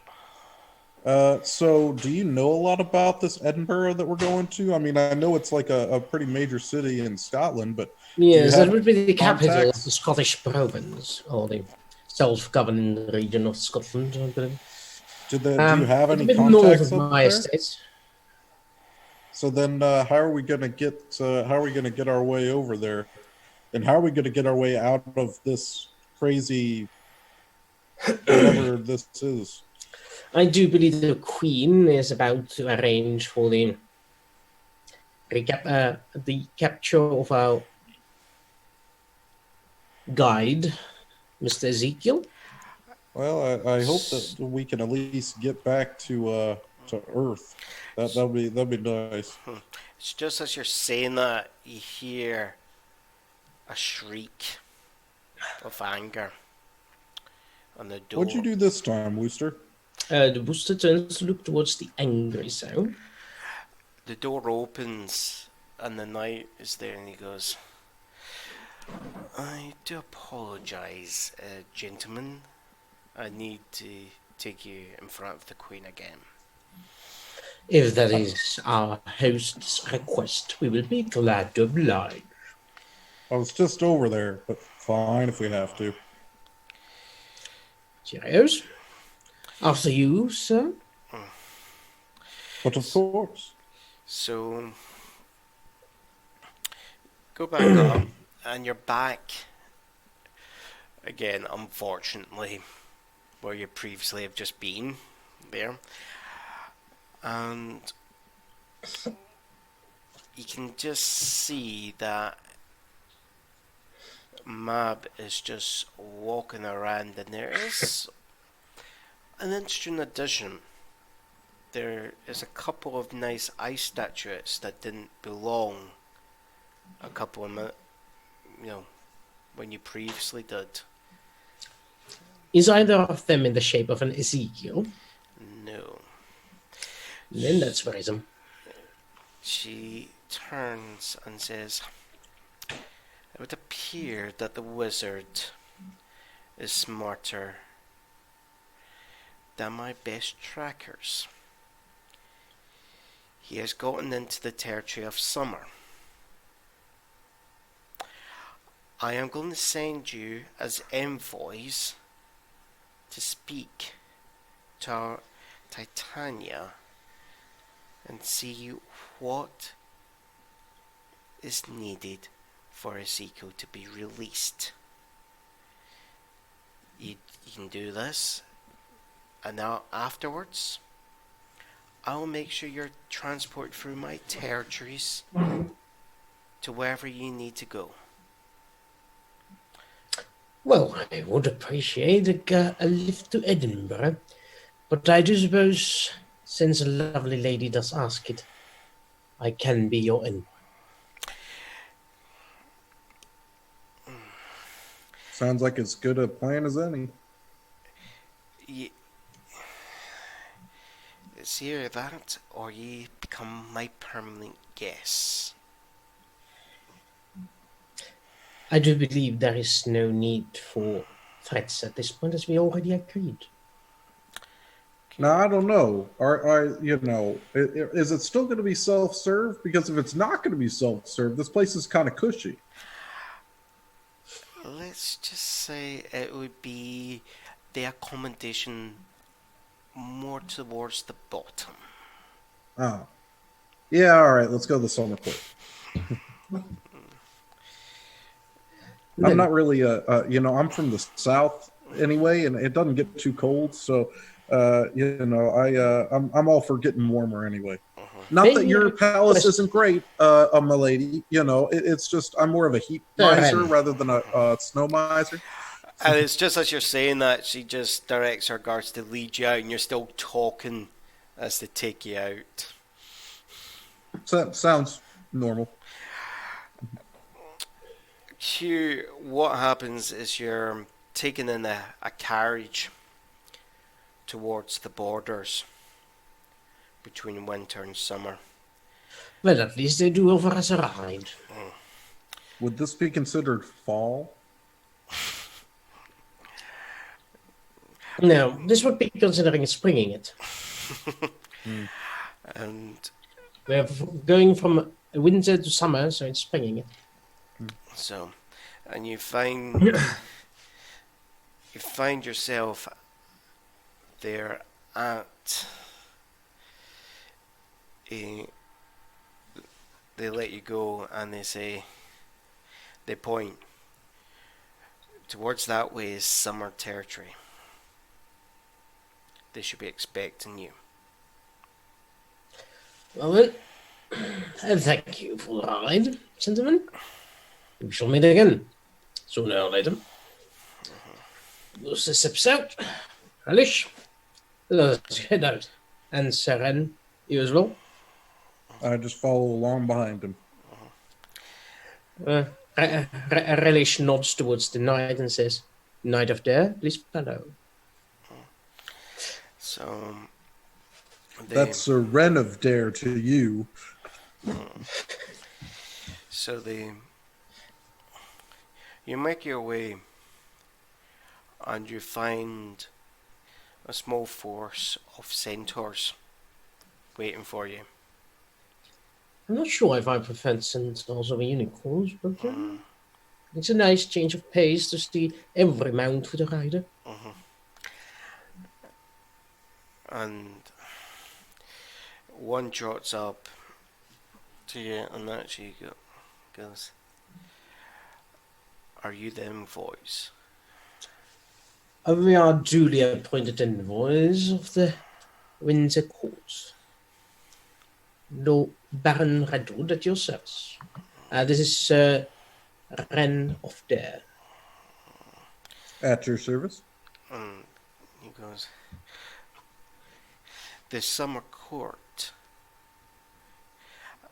has given you guest rights. As long as you follow us, you will be safe." Why, of course. I hope you do not mind that we only have 2 legs each and can only travel so fast. Oh, we have mounts for you. And they lead you away from the border and in a wood there. They have a couple of horses waiting for that. No, It's regular horses. Yeah, well, I was expecting this. He's Ren is like crossing his fingers and like, super horses, come on, super horses. Well, also takes up the steed. This reminds me of the good old fox hunts of the yesteryear. and it's just as you're like trying to apply pressure to the horse, it just looks at you and goes, and just nods its head, and the centaur just laughs, goes, "The horse knows what it's doing. Just hold on to it." And I'm like, yes, super horses, awesome. What is with the Americans and the word super? I do understand its meaning, but it sounds so callous. You're super crass. And I just like get on the horse and I'm like, yeah. I shall call you Thunder. Let's go, Thunder. Next is going to be thunderbolts and lightning. Oh, this sounds very, very frightening indeed. The horse just looks at you and just goes, and neighs at the same time. And one other centaur goes, "Silly mortals, these horses already have names." Is its name Thunder? No. Oh. What's your name? And I look down at the horse. That's for the horse to know. So, laughs the centaur and he just gallops off. And it's just as the centaurs gallop off, the horses follow. It is good to know that the fairy calls are both equally alike in their lack of manners.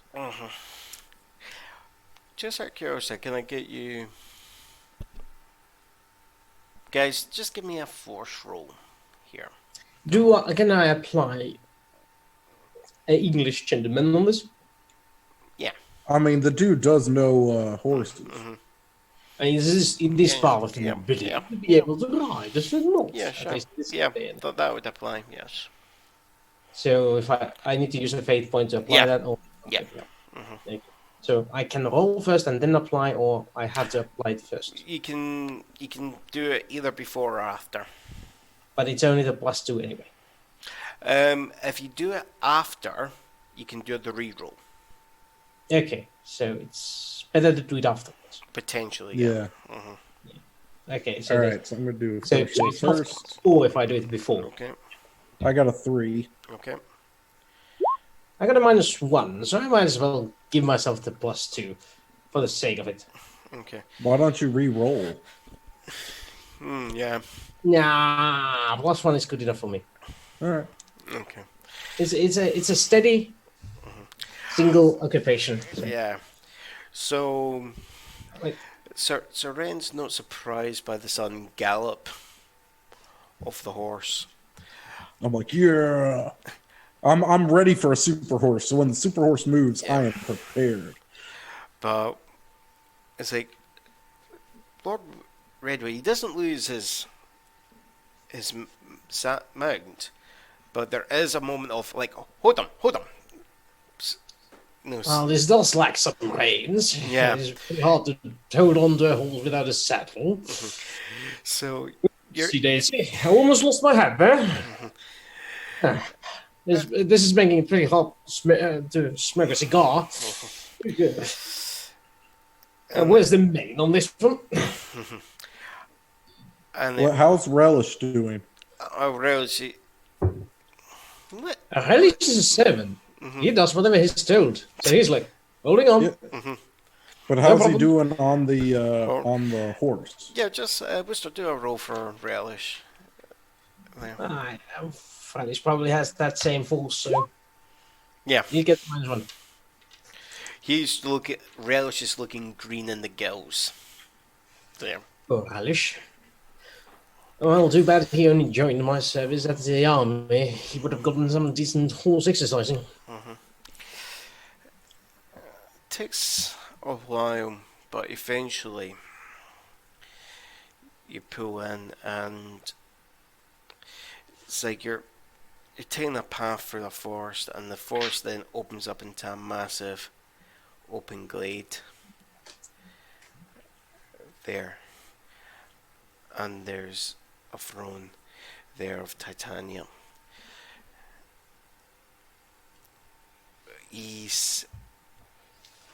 As the horses stop, they make it clear that they want you off there, and the centaurs move off. So how do you gentlemen want to approach this? Sounds as good a plan as any. So I hop off and I'm like extra pumped for the summer court. It's a lot warmer. I like it. It's more close to home. Home temperature. I just got off a super horse, so I am ready to diplomatize.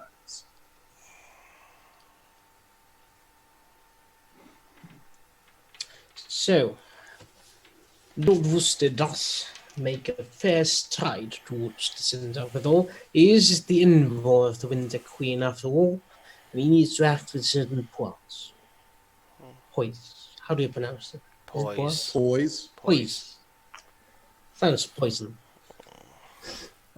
And Sir Renn kind of musters up as much of his old knightly attitude as he can, and gets very stoic to the best of his ability, even though he's lost a lot of that mentality.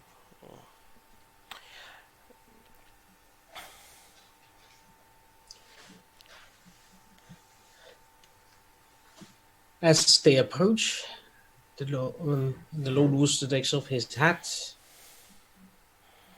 and bows deeply in front of the Queen, assuming he knows who the Queen is. Oh, it's clear who the queen is.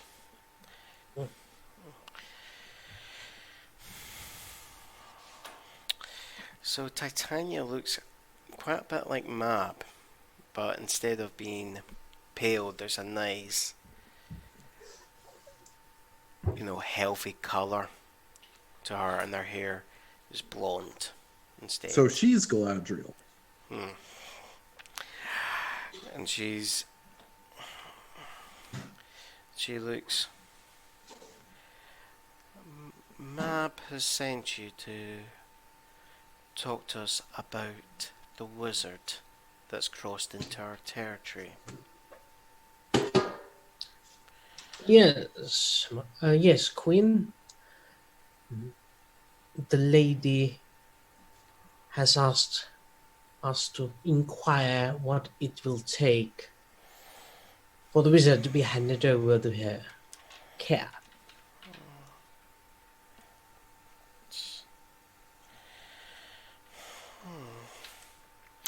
The wizard has given insult to us also, so it's a question of how much does she truly want him?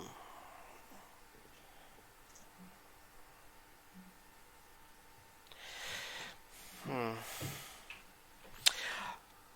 I am willing to give you the wizard if you complete a task for myself. Name the task, Queen. There is a spring deep in the wild of the NeverNever, claimed neither by winter or summer. You can bring me a, and she holds out a file. If you bring me a file of this file of the water, I will release him, Ezekiel, to the winter court. Is there anything politically significant about this spring? As I said, it is not claimed by either summer or winter, and it's a place where our kind cannot go. Is it due to the dangers of the local area? More due to the nature of the occupier of the area. I asked her, are demons able to go in this area? Because I don't want it to affect me if I go in. But I'm not saying about me, but I'm asking her if demons are able to go in there. Other creatures can go, any creature can go in, it's just the occupier prefers wilder things than the summer or the winter. We're just not welcome there. Can you point us into the direction of this here spring? Yes, I can do that easily enough. There. And she just calls out, Sidron. A centaur comes galloping out. She says, these envoys have agreed to follow on to my... they have agreed to my request. Can you guide them and show them the direction of the spring? And the centaur bows, and he just looks at the lot of you and goes, if you follow me, there. And he starts walking deeper into the forest. Well, I do suppose I do have the fellow, since I have been well told to attend this mission. I just wish we had super horses again. Fine. I'm on the lookout for horses. Yes, unfortunately, it appears that you have to strengthen your leg muscles once more. So it's. Can I get you gentlemen to do an intellect roll, both of you?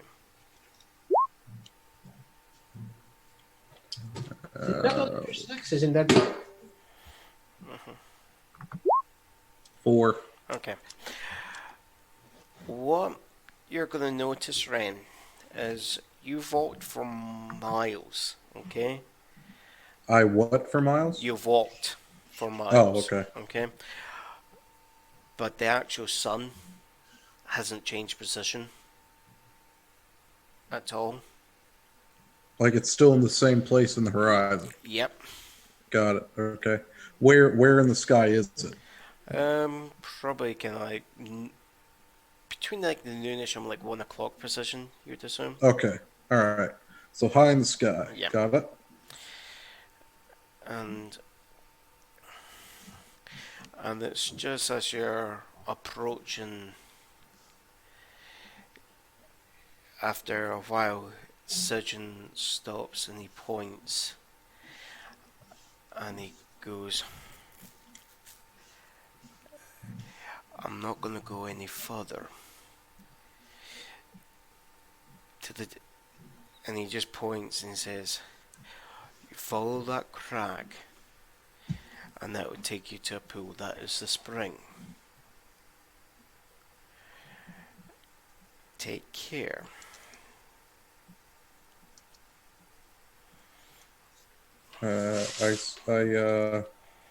Well, I guess I don't hop down because I don't have a horse. So I just, I start, I don't have a shield either. So, yeah, I just start walking forward.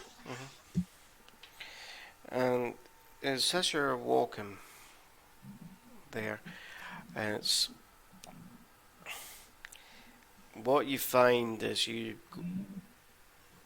walk from this, nice glade to basically it's more the grass has died out. It's dusty. The earth is cracked there, and you see the bushes have become thorny. And there's not as many leaves on them there, and you move slowly but surely into the actual crags and into the mountain range. It does appear that we are approaching fall rapidly. You come across the actual eventually a spring, not a spring, sorry, a stream of water that's trickling down the rock face, and you follow that all the way up, and you come across a pool of water there. Where's the water coming? So you found. So as you were walking. Where does the water come to the pool from? All right. So you're kind of like found yourself. So I'm not sure if you would know what the word like a cairn, a carrier lock. So it's basically a bowl you've eventually marched yourself up into on this hill. A crater. Yeah, it's a crater bowl you could think of. So Yeah. the water the water that you followed out. The stream is coming out on one side, okay, where there's a crack there, and there's a stream or a spring further, right at the top, and that's come down into a small waterfall, and that's filling up this pool. Is it a caldera? Yeah, I think that would be the scientific word. Okay. And like the water is basically coming from the ground. Oh, so you can't really. So what it is that you're seeing, like further up, there is like what would appear to be this kind of spring coming up, and it's trickling down into a small waterfall that then fills up this massive pool. Okay. Okay. So we just can't see where it's coming from waterfall wise. Yeah. Is that what we're getting? Yeah, but it was clear from the, the instruction as it was. If you find it, fill the pool. Yeah. From the It pool. doesn't really matter too much as long as we fill the thing up. Yeah. Okay. All right. Okay. Well, then, Sounds solid. Relish? Yes, sir. And Relish goes to kneel at the pond to fill up the fowl. Just as you're doing this, you hear a scrabbling behind you of rock, just tumbling. There's a frog that's leapfrogging. Is that what I'm getting out of this? No, it's like behind you. You've heard,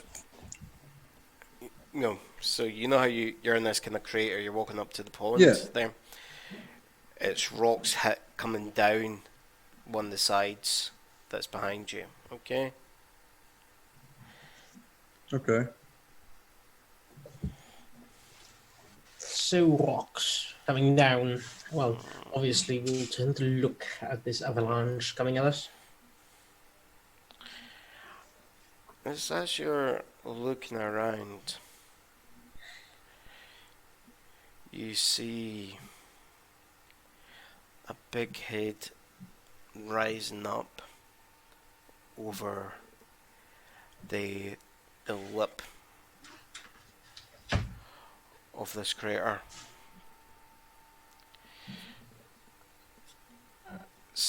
The head is scaled and a long snout there, with smoke coming out of the nostrils. Blimey! Well, if it isn't a dragon, I see. Such a majestic visage. I must say, I am quite stunned. It's been all Seems pretty cool, I guess. After visiting both the Winter Court and the Summer Court, not have I seen such majesty in flesh. Yeah, a lot of magic today. I'll give you that. Yeah, I'm with you, Rooster. Trying to flatter the dragon. Oh, right. Yeah, you're cool, dude. I got you. And I kind of elbow Rooster. the dragon just looks and there's a hissing sound as the tongue flicks out. And there's, who dares disturb my pool?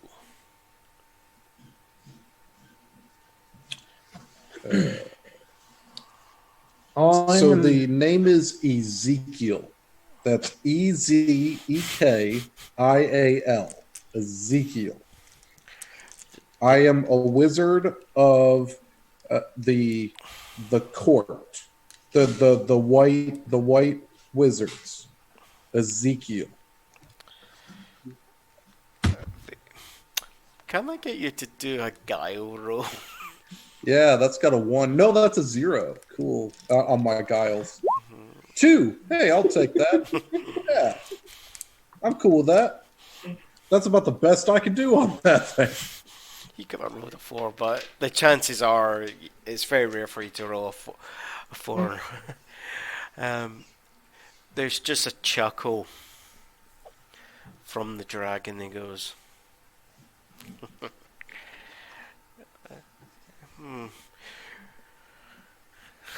I'm using attempt to lie. Now, you may not be a wizard, but you do have magic about you. Knight.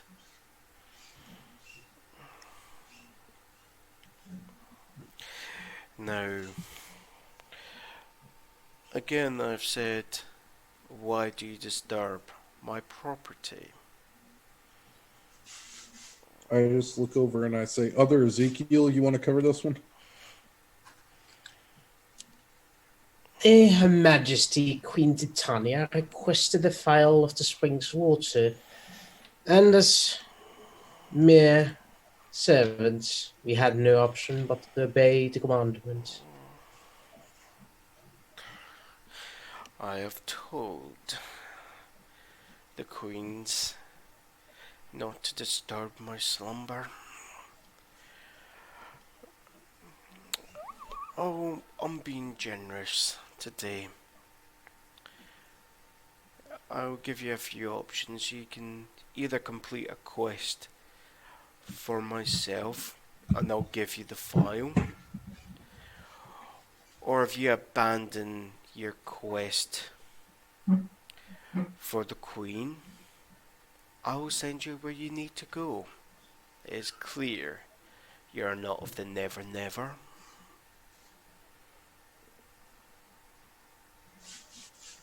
Can we take a minute to to discuss Dragon, just real quick? Of course. But beware, if you do take me up on my offer, the Queen will be mightily unhappy. So you might want to make sure that your travel plans don't involve you coming through the NeverNever maybe in a short period of time. What is a task mere mortals like us can do that a great dragon cannot do himself? Hmm. I exactly what task can you do that I cannot do? I would require you to take an object from the crones. Ah, you do not know of them. Nope. I have not met the gentleman before. You have just come across the queens, I'm guessing, by this. Yes, by the smell of you have not come across the others. The courts are organised as such. They are currently ruled by the queens. But in waiting is the ladies who could replace them if something was to happen to the queens.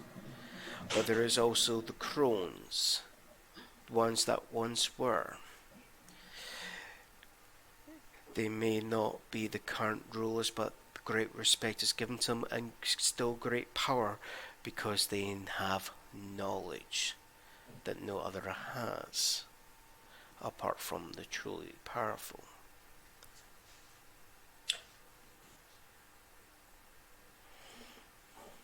So do this So- thing, we get out, or don't do the thing and we get out. I require you to take a ball of yarn that the crones have. Perhaps we can discuss a payment in gold or jewelry instead? That is my payment for the file. It's either that or you let me send you on your merry way for me to get my sleep. I kind of just want to get out of here. I whisper over to Booster. I would rather not betray a trust of a lady, not one that commands a kingdom. Bro, I don't ever want to come back here anyway. I just like this guy's statement, like let's just leave him alone and peace out, man. I figured Scotland would be bad enough. Like we got like 3 different kingdoms going on right now. We don't have this much politics. To anger the queen of summer and winter at the same time. I've already angered everybody on the planet. Your bargain is a heavy one. Oh, great dragon. Oh, You want us to steal from those that have been, or betray both queens? or you can try and steal from me. Well, I would never think of such a thing. How could anyone steal from something as powerful as you are? But to betray both queens, the price, you understand, must be more than just the exit. The nature of the queens are such that they will. You've heard the stories. Mortals find themselves in the NeverNever, and by the time they get out, their old men or the people that they know are gone. But surely, such a powerful creature could part with a small token of their power in exchange for a betrayal of thine enemies. You are amusing, human, I'll give you that.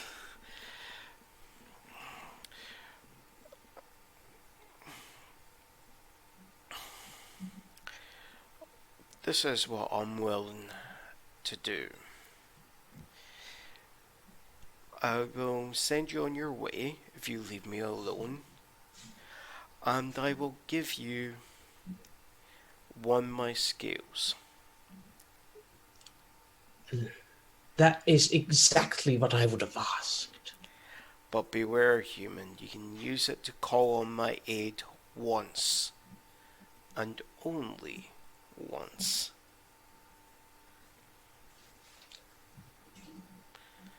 I will take it as a great personal gift and treasure it, and only use it the one time I will truly require it.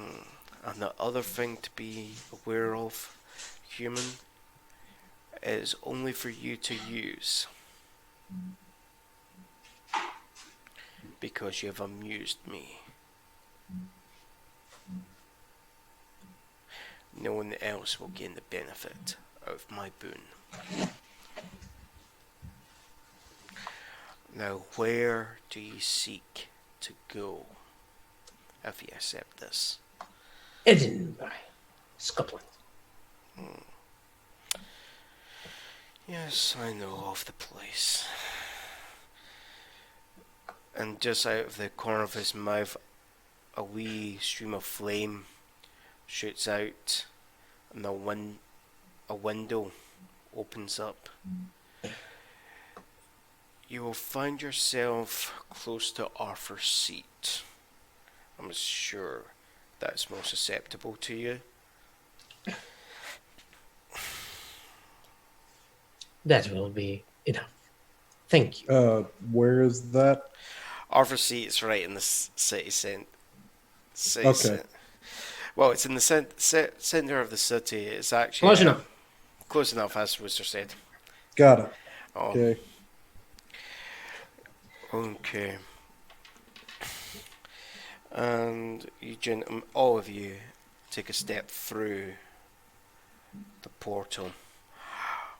What I'm probably going to do is I'll probably call it an end to the session right now, because and that will allow me to prepare for Edinburgh.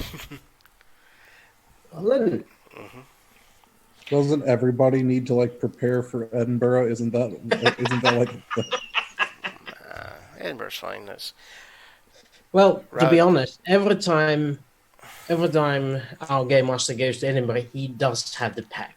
yeah, yeah, yeah. So, so I think I'll just leave it at that now, because I think this is really jumping ahead of everything I had planned. There. does the audience have any questions? I can't see the stream, so I don't know if you have the questions. It's just Well- really less communications. So I'm at nothing. Well, I'm at everything. So yes. How's the weather in Edinburgh? It's nippy. I'm dear. just. Do suppose I'm dressed up all wrong for the. Oh, are you right? Here's the question for Roxanne. Are you meaning right now, or are you meaning for when these guys are stepping for the portal? That's what I should be.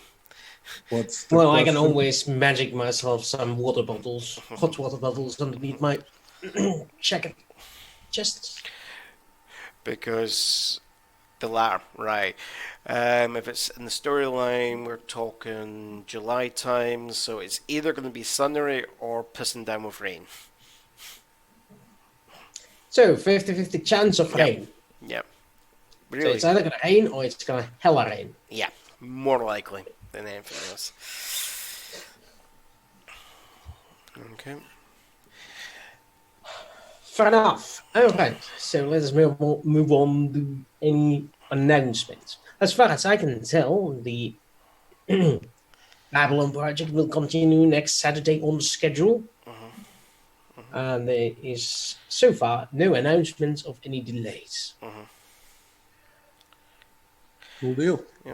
And we will continue the employment negotiations for continuation of sources of power for next week.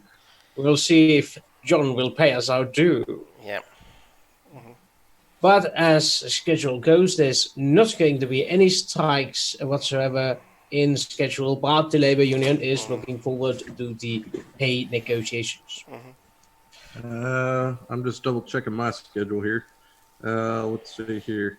That would be the 8th. Yep. So we're good. The Christmas season is upon us. Don't forget your 2 Die 4 RPG merch. I don't know if we have 2 Die 4 RPG merch, but it seems like something we should have. No, you can buy Worcester. You can buy Worcester. Yes, you can buy Worcester for a weekend. Prices are negotiable. Please contact your nearest Worcester at your leisure. And yeah, find other streams to support in that endeavor. Yes, All right. support the guys who are poor. Follow us because we don't need your money. Like your money, but we don't. Wooster doesn't need your money. Okay, I don't need the money, but if you want to support our show, we Yep. do have a Patreon. Yep. The link should be down in the Somewhere. The link is still locked down in the doobly-doo. I need to actually. Yes, I you need, do. I need to fix that. Get the Patreon down there, but you can find the Patreon on our website, and the website link is down there. But anyway, has Miana visited Dujan? You will find out next Saturday, perhaps. Sunday, Saturday, you mean? Bonus tacos, bonus nachos, bonus Bonus. something. Bonus nachos, everyone. Bonus There you nachos, go. unless we're making it bonus tortillas now. Yeah, it's still bonus nacho. Bonus Bonus nachos. enchiladas. Bonus nacharitas. And goodbye, everyone.